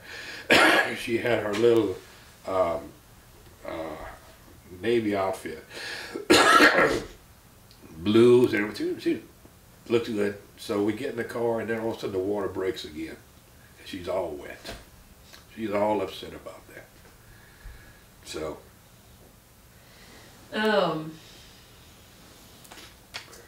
So, do you ever remember before we were born or while Mom was pregnant, were you ever scared to be a parent? Absolutely, you're always scared. You don't know whether you're gonna, you know, work out or not. But you know something, Lisa, you learn. Other people help you and everything else, but you know, let me tell you about a baby. Baby, you can drop. Women have had babies in the fields, dropped them in. You know, baby is you can, what's the word I'm looking for? They're resilient. Resilient. Thank you. Is there anything special that happened to me as a child as to why I have a dent in the top of my head? No. Did you drop me on my head, or maybe the forceps or whatever they're called? Let me tell you about a baby. Pulling me out. A baby. Forceps. You know, I remember both you and Braden. If you're not, they start crying. Okay, are they hungry or they need to change the diaper? I mean, one or the other. And in your case, you weren't hungry, you weren't wet, you were just pissed off. You used to get pissed off and shake the bed, and we used to have to rock you to sleep, put you in the bed, and then try to sneak off, and then you'd be like, you ain't getting away, come back. Oh, it was a commotion. What 3 words would you say represented your approach to parenting, and why? 3 words, Alicia. You know, if they're not wet, if they're not hungry. So let the woman take care of them? Yeah, the mama take care of them. Your mom always wanted to take over. Yeah. So what were each of us like when we were young? Y'all were good kids. Y'all were, I just wish that you and Braden might have been closer in age, because a 5-year difference. The reason why we had y'all 5 years is we didn't want 2 kids in college at the same time. But, you know, if y'all would have been closer, y'all might have been closer together, you know, but y'all were good kids. Y'all played, y'all had a good time, y'all were happy babies. Anything specific you remember about me as a child or Braden as a child growing up? Anything that sticks out? Any stories? You know. Cycling in the nude? Well, Alicia liked to get naked and get on top of the house and show the world what she had and everything. I should have known something was wrong. Something was weird about her at that time. She used to get up at night. I remember one night she got up in the middle of the night, opened the door, went outside, went to the neighbor's house and was knocking on the door. 3 o'clock in the morning. So we get a call, your daughter's over here. Oh no, she's in the bed. You know she's over here. Braden, he bought, on his own, he bought a little go-kart. And we told him, you can have that go-kart, but if you start causing trouble or something like that, you're going to have to sell it. Well, his buddies talked him into going to a neighbor that had given him some problems or fussed at him or something. And he went and he cut donut holes in it all over the yard. And the neighbor called me, made him sell the bike, made him sell it. The go-kart? Made him sell the go-kart. So how have we changed or not changed since we were kids? You know, let me tell you what about my kids. Y'all never gave us trouble. This is, as a parent, you don't want to know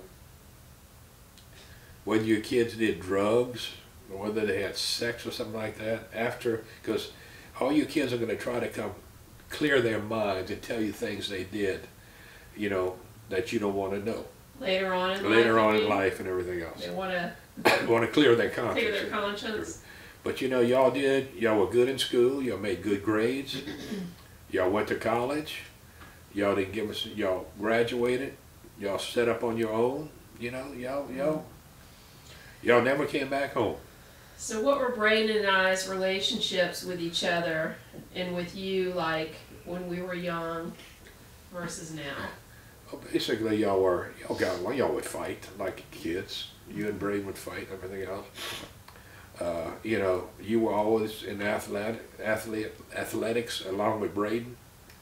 Mm-hmm. So on a Saturday, I would go with Braden and your mama would go with you, or vice versa, you know, to the ball games and everything. We look forward to that. So what activities did we do together as a family when we were young? We'd go to Florida. We'd go to stay at the Driftwood or in Panama City. And that was a big deal for us to go to the beach. Would we grill out, you know, with the neighborhood friends and? Well, what happened is that we lived in Holly Springs subdivision, and everybody was raising kids, and everybody was poor, or didn't have money to go out. So what we do is we'd have a lot of get-together potluck parties, where you would bring stuff and, you know, share and everything else. The subdivision we lived in had a pool and a tennis court, so you guys participated in the swim teams and also in the tennis teams. So, you know. Do you recall me singing any particular song at any of these grill outs as a child?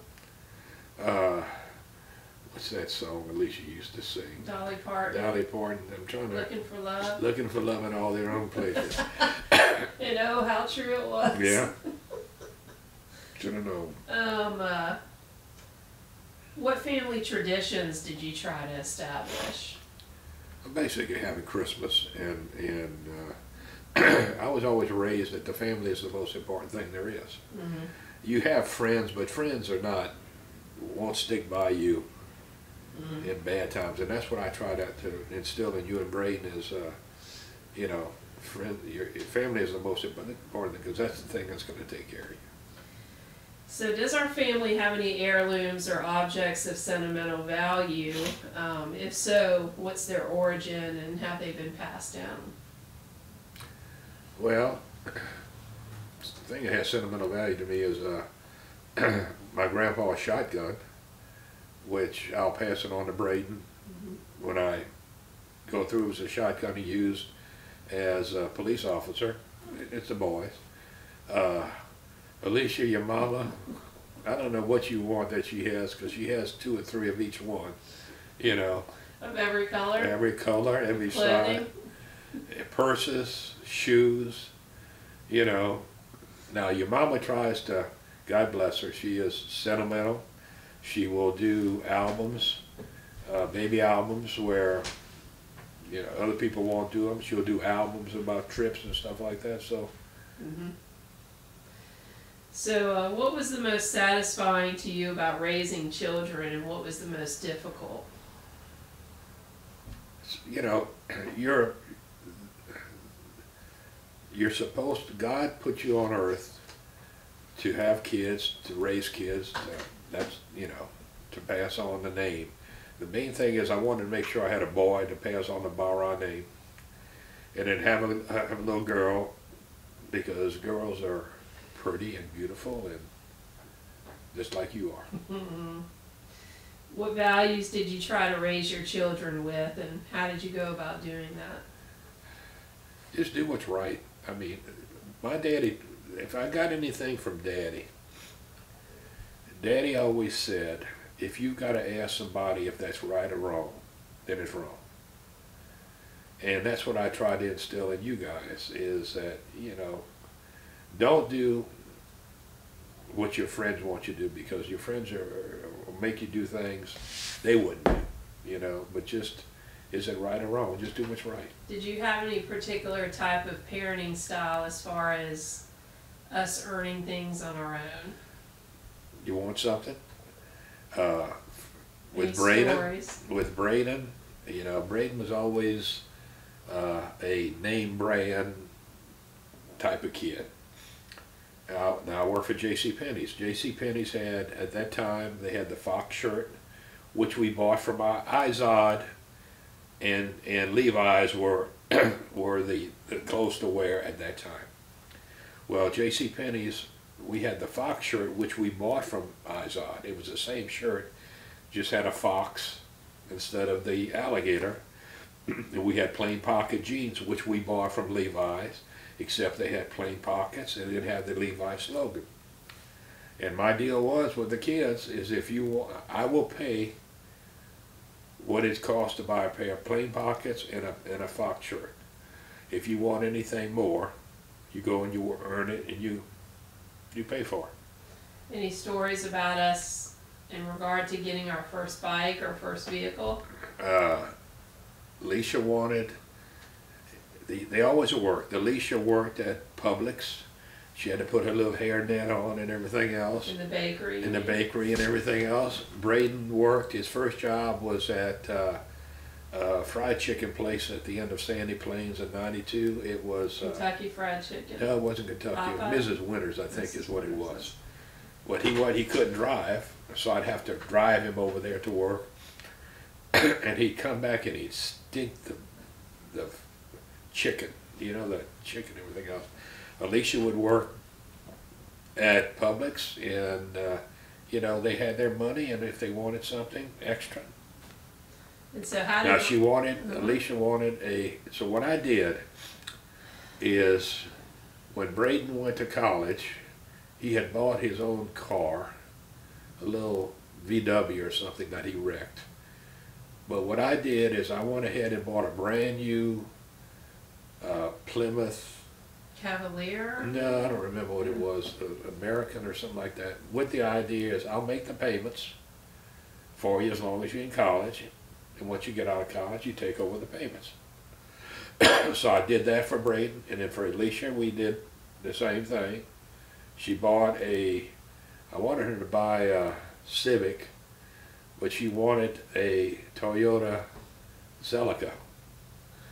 Right? I seem to recall I had worked at Whitewater one summer, and I had saved up about $2,000 to put on the car or something. And at that time, in order to have a bank account, you had to co-sign with a parent. Okay.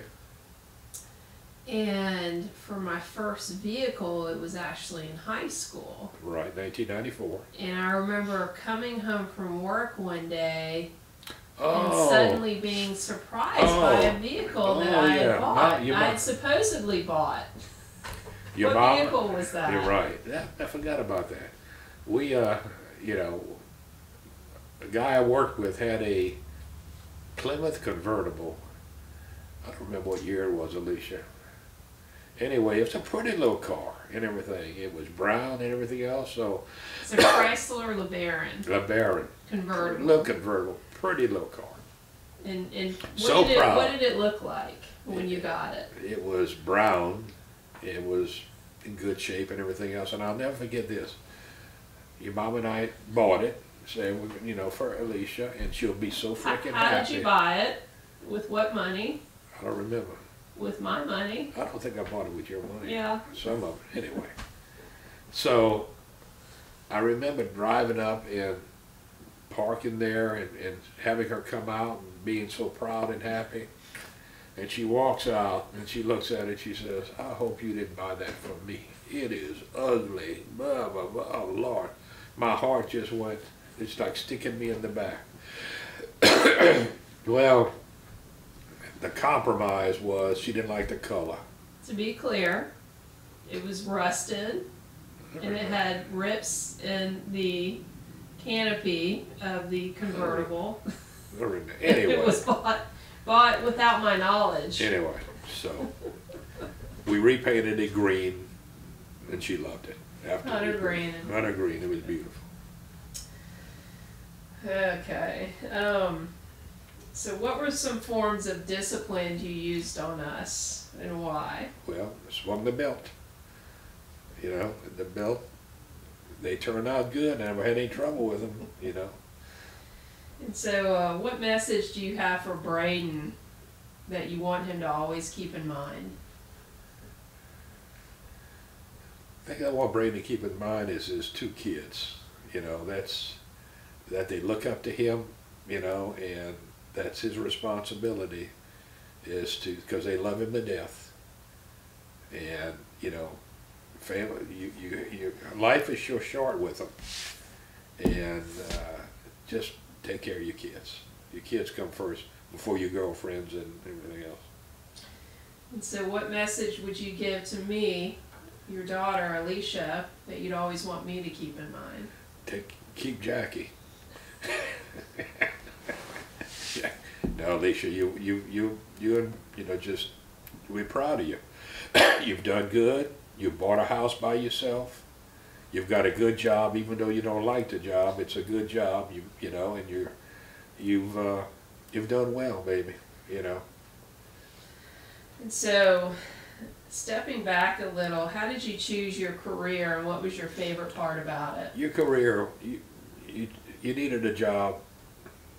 That's how it was. I needed a job. When I graduated from college, I graduated in August. Most companies would hire in June. And I'll never forget this. I wanted to go to work for Procter & Gamble. Procter & Gamble. Procter & Gamble. It's sales. And they did their hiring in June. And when I interviewed with Penny hired me. They wanted to give me a job when I was graduating in August. So I talked to Mr. Blackstone. Blackstone was the guy with Procter & Gamble that said, Larry, we want you. Take the job. And with Penny's, I had to start in Houston. I had to pick myself up and move to Houston. And he said, Larry, he said, we want you, but we don't have anything at this time. I understand your situation. You need a job. Go to work for Penny's. And if something comes up, we'll hire you. So, okay, I go to work for Penny's. We picked up on a U-Haul it, took off to Houston, got our apartment, and the night before I was going to start with Penny's, he calls me. Mr. Proctor said, I got a job for you in Houston. But it ticked me off, and I thought, you know something, look, I've come this far with Penny's. I've got to give them a try. And so that's what I told Mr. Blackburn. I said, look, I've got to give Penny's a try. If it doesn't work out, I'm coming back to you. But you're asking me the reason why I went with Penny's? I needed a job, and they offered me a job. And so you worked with Penny's for how long? For 20 years. Did you ever? Started with Penny's. It was 12 of us, an accelerated training program in Houston, Texas, Alameda Mall. It was a brand new mall. We got an apartment right next door called Kings Point Chateau, a brand new apartment complex. Pat got a job teaching Memorial Baptist. I forgot whatever the teaching place was, but she had to drive maybe 20, 30 miles. And we were there from 70 to 74. We bought our first house there. I remembered your mama wanted a house. She wanted a house. She wanted a house. Well, Kings Point Chateau, it was a one-bedroom, brand new. And then when Braden came along, we had to move to a place, South Shaver, was down the road where they had we could afford a 2-bedroom apartment. Okay, he was born in 71, and she wanted a house. She wanted a freaking house. So she starts looking for a house. Well, at that time, to buy a house, you had to put 5% down. We didn't have 5%. But the way around it is that the people that were selling us the house could say that they were going to give us credit for work we were going to do to the house. That would make up the 5%. So we bought a ranch, Spanish-looking house, beautiful house, probably 2 years old. Yard was 60 by 110, 3 bedrooms, 2 baths. The inside of the house, the people that we bought it from were University of Texas graduates. So all of the carpet and all of the drapes was burnt orange. So we moved in there, and then Penny's transferred us in 1974 from from Atlanta to Lake Charles, Louisiana. Lake Charles, Louisiana, if you like to hunt and fish, it's a great place to live. To get ahead with the family, to get ahead with the company, it's the end of the world, because it was it was in the southwestern region. It was the furthest. It was the end of the world. Nobody would ever go there. I think that's what I'm saying. Was it nicknamed the armpit or No, something like that? But no, it wasn't. No, it wasn't. To get ahead, it wasn't. Yeah. But we bought our house. We bought a brick house, 3-bedroom, 2-bath, 2-car garage, that had been repossessed by the lumber company. The builder built it and he ran out of money. He couldn't afford it. So we bought it from a lumber company. And Alicia, in Lake Charles, there wasn't any, you had a big ditch in front of your house. If it rained, it would flood. I had to haul dirt and everything else. But it was nice. Your mama taught at Iowa High School, which was a little bitty high school, maybe about 10 miles away. She was a queen. They loved her. And that's when we had you. We had you in Lake Charles. Mm-hmm. And then what was happening is the southeastern region of the Penny Company was the #1 growing region, and there wasn't enough management people. So the word went out to see if anybody was interested in coming over here. Put my hand up. So I was the general merchandise manager in Lake Charles. They transferred us from Lake Charles to Cumberland Mall over here, and I was made the personnel manager over here. Now, when we moved over here in 1976, Cumberland Mall was 2 years old. Galleria, which was on the side, was a big mountain, and it took them a year to cut that mountain down to make the Galleria. And Cobb County was country. The only thing we had around where we bought our house was Sprayberry High School. So we bought, the reason is if you go in a subdivision and it was built in the 70s and you see these contemporary homes, the reason why they're contemporary homes is because the big boom started in 1974, building in Atlanta. When it got to 76, they couldn't make brick fast enough. So that's why you see people building these wood homes and everything else. And so, so you worked with Penny's until when, and was there any particular circumstances as to why you left Penny's? Penny started, I was at Cumberland Mall from 76 to probably maybe 80 or 82, and I was the operations maybe? I was the personnel manager there. And then they transferred me to Perimeter Mall, and I was the operations general merchandise, operations personnel manager, everything else. Then in 1990, they wanted to give us transfer us to Mississippi for a store, and you know we had been here 15 years, 14 years, When we moved here, you were a month old, Braden was 5. Now he's 20 and you're 15 or something. We didn't want to go back. We liked it here. And I told them no. And they said, you have no choice. You take the promotion, you take an emotion. That's what Penny's was doing to people that, we were raised that you went to work for a big company. You work for a big company for 20 or 30 years, you take care of them, they take care of you. Mm-hmm. It's changed. You know, they could care less about you, could care less about your family. Is what are you doing for me now? And the last 5 years with Penny's have been miserable. And you know when they say, the good Lord, when he closes the door, he opens a window. So you know, Alicia, that was probably the best thing that happened to us because I had been there 20 years. Mm-hmm. I wasn't going to leave them because I had a lot of vacation, I had been making income. But when they did that to me, saying you have to go, you know, we sat down with your mama, and I said, we don't have to go. And you know, if I'm going to work 60, 80 hours a week, I might as well go into business for myself. And we sat down with a piece of paper, and I said, what do I want out of a business? And I came up with 6 things. I wanted to go into business that deals with people. I like people, selling to people. Number 2 is I want to sell a product, or products that people need now. They need 5 years from now, they need 10 years from now.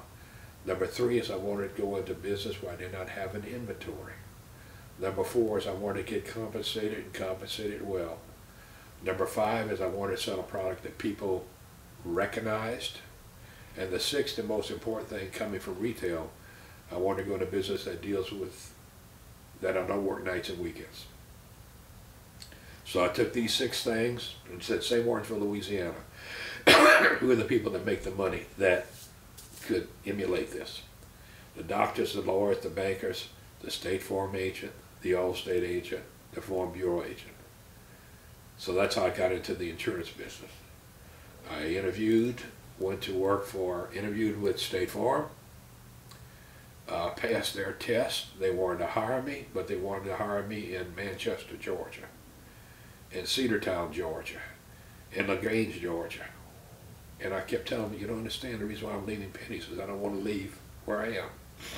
Well, we don't have anything at this point. So what happened is Penny's was putting the pressure on me. So I started looking at the different insurance companies, and at that time, Prudential was the #1 insurance companies. Plus, Prudential would set you up with an office, they pay you benefits. Meant to tell you, with State Farm, I'd have to come up with about $20,000 for something I might like, I might not like. So anyway, I said, let me go to work for Prudential. If something comes open with State Farm, I'll go to work for them. Went to work for Prudential, got a call 6 months later from State Farm saying, I have an opportunity for you, but I need to ask you this question.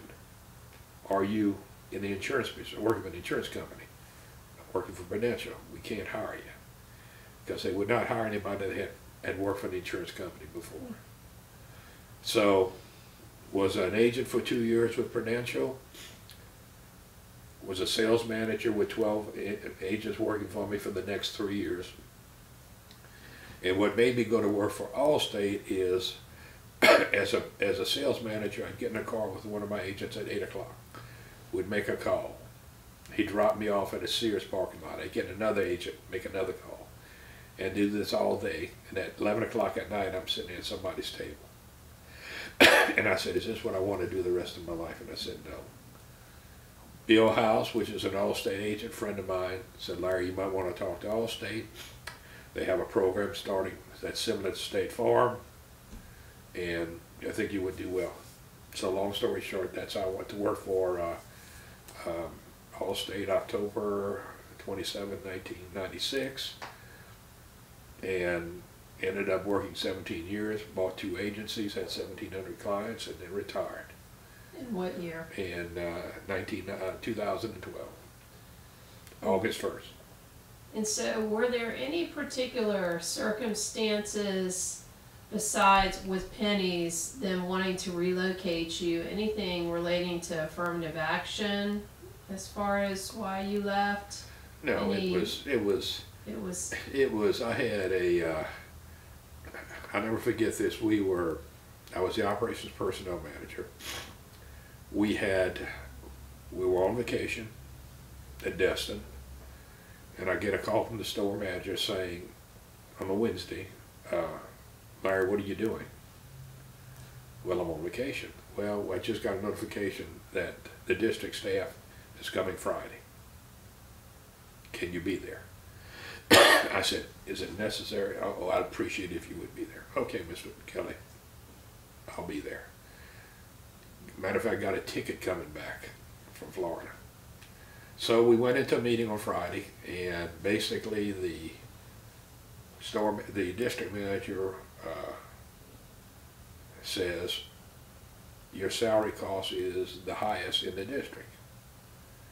You know, what's going on? Well, remember, whenever you do a plan for salary costs and everything, it's approved by the store manager.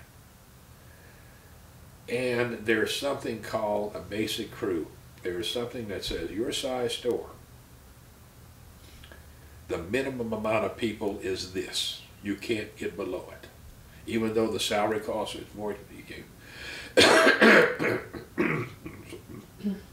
So I told that to Mr. Hurst, was his name. I said, you know, we're at basic crew.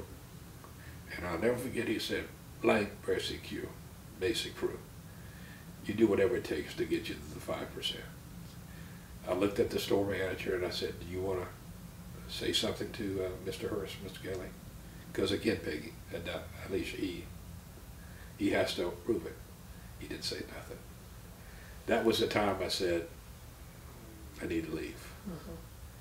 And like I say, when they wanted to give me a store in Mississippi, they knew I wasn't going to go. That was just, and that was the best thing in the world, Alicia, because it made me go. In the 17 years I worked for Allstate and my agency, it was never work. So what do you think made you successful at work overall? Being the way we were raised, that you worked hard, that nothing's given to you, that we're not lazy. You do whatever it takes. So some people are lazy. They don't want to do what it takes to do the job. It's not a 9-to-5 job, especially in management. So what did you believe about yourself that helped you become successful and deal with hard times? You got to believe in yourself that you're as. I always thought that I can, if somebody else could do it, I could do it. They're not any smarter than me. You know, I can emulate success. So what times in your life truly tested your mettle, and what did you learn about yourself by dealing or not dealing with them? I think the deal about with pennies, when we had to make our mind to leave. I mean, you know, you're with the company for 20 years, you got benefits, you got 5 weeks vacation. You hang on for another 5 years, and you would have, what's the word I'm looking for? When you complacent? No. You guaranteed your benefits and everything. Pension. You have tenure. You Yeah. put your tenure and everything. You know, at that time it was that was probably. And it's the funny thing is that I was the last one. How stupid I am sometimes. And your mama will refer this to me every once in a while, or remind me of this. 12 of us started this accelerated training program. I was the last one to leave at the end of 20 years. The number 2 had left 5 years before. So like they saw the writing on the wall, and you know, it just we don't give up. You know, that's how we're raised. And so how would you say the world's changed since you were young? The main thing, the problem today, Alicia, is everybody is blaming everybody else for their problems. People today do not want to take their own responsibility for what's going on in their life. You know, it was because my daddy was an alcoholic that I couldn't succeed, or this and that, everything else. You got to take your own responsibility for life, and whether you're successful or not, it's you. And what would you say are the 3 events that most shaped your life? Marrying your mama, having my kids, and going to work for the J.C. Penney Company. When you think about your spouse, about Mom, Pat, how would you describe her? Wonderful woman. I couldn't have done it. One of the reasons I'm here is because of her. Because she's pushed me in and everything else. She's the one that wanted to leave Laurelville and everything else. And you know, she's raised two kids. She had 3 jobs. She's got 3, as she reminds me all the time, 3 degrees. She taught summer school. She was a good, without her I couldn't have done it. Anything unique about your wife, dress-wise or personality-wise, that sticks out? Well, there's, it's all about me. I mean, you know, but she looks good, you know. Would you say that a particular part of society admires her clothing, or? Well, I always kept saying she's a black woman in a white body, because she's fashion, or sexy, trashy, sassy, or what it is a word I use with her. So what message would you have for Mom that you want her to always keep in mind? Be yourself. Couldn't have done it without you, baby. And what 3 words would you say best describe who you tried to be in life and how you want to be remembered? Who do I try to want to be in life, Alicia? What 3 words would you say best describe who you tried to be in life and how you want to be remembered? A good father. Good father. And so, when you think about Braden and I's careers, what do you want us to focus on? Being the best that you can be. It's, you know, it just, you're the only one that can do it. You know, once you, this is the way I look at life. Once you're over 15 years old, pretty much your work ethics and your morals and all that stuff Are developed. are developed, Alicia. You know, it's got to remember it's you. You've got to do it. Nobody else can do it for you. What have you learned about other people in life, as far as trustworthy, kind, or not? As I kept saying, your family is the most important thing. Your family will stick by you. The rest of the people, they're fair weather friends. Mm-hmm. You know. And so, what do you think the world needs more of right now? As I say, we need more people to stick up for what's right and wrong, and get rid of what's wrong. You know, they keep thinking that a Hitler will never happen again. It can happen, because people don't want to get involved. They don't want to stick up for what's right. And so on that note, just out of interest, do you see any common denominators between Hitler and Trump? You know, let me tell you about Trump. Donald Trump is running for president. The president, right. Donald Trump is just saying what people are thinking. I mean, I really believe. He's not politically correct. He's just saying what most people are thinking. They keep thinking he's going to go away. It's not like Jimmy Carter. I remember when Jimmy Carter was running, he was holy-roly and this and that. He'll never be elected. Hey, he was elected. And I think, you know, there could be worse things than Donald Trump. And so would you say you affiliate with any particular political group? Not really, Alicia. I'm more for, you know, Mom and Daddy's day, it was, you're associated with a Democrat, that's how it was. I think more or less today, I'm just for the person. Mm-hmm.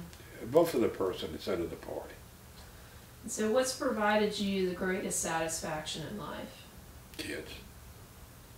Grandkids. And what were the 3 best decisions you ever made? Going to college, marrying your mama, and having kids. What are you most proud of in your life? My kids. And my grandkids. What message would you like to share with your family?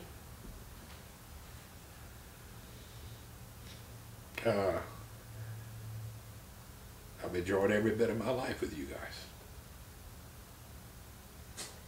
And lastly, what are you most thankful for? My kids and my grandkids. I mean, it's family. Family is what it's all about. I'm thankful that I've lived this long, that I have had good health, that my kids have lived, because you see too many times where they lose their kids. You know the old saying, you're supposed to outlive your kids? That would be, I wouldn't like that. And so if we were sitting today at your funeral, and you had any certain words you wanted to say to your family and future generations that may have never known you, are there any words you would want to say? I try to be my best. I try to do the best. You know, you try to deal with that circumstances. Now, maybe sometimes I didn't deal with the circumstances like I should have, but you learn from your mistakes. Always learn from your mistakes. And so you would say maybe you have regrets in your life? Or there's always regrets that I should have done this, should have done that, but you can't, it's in the past. You can't dwell on that. You just got to look to the future. Too many people live in the past. And so, looking into the camera, what would be your last words to your wife? I love you.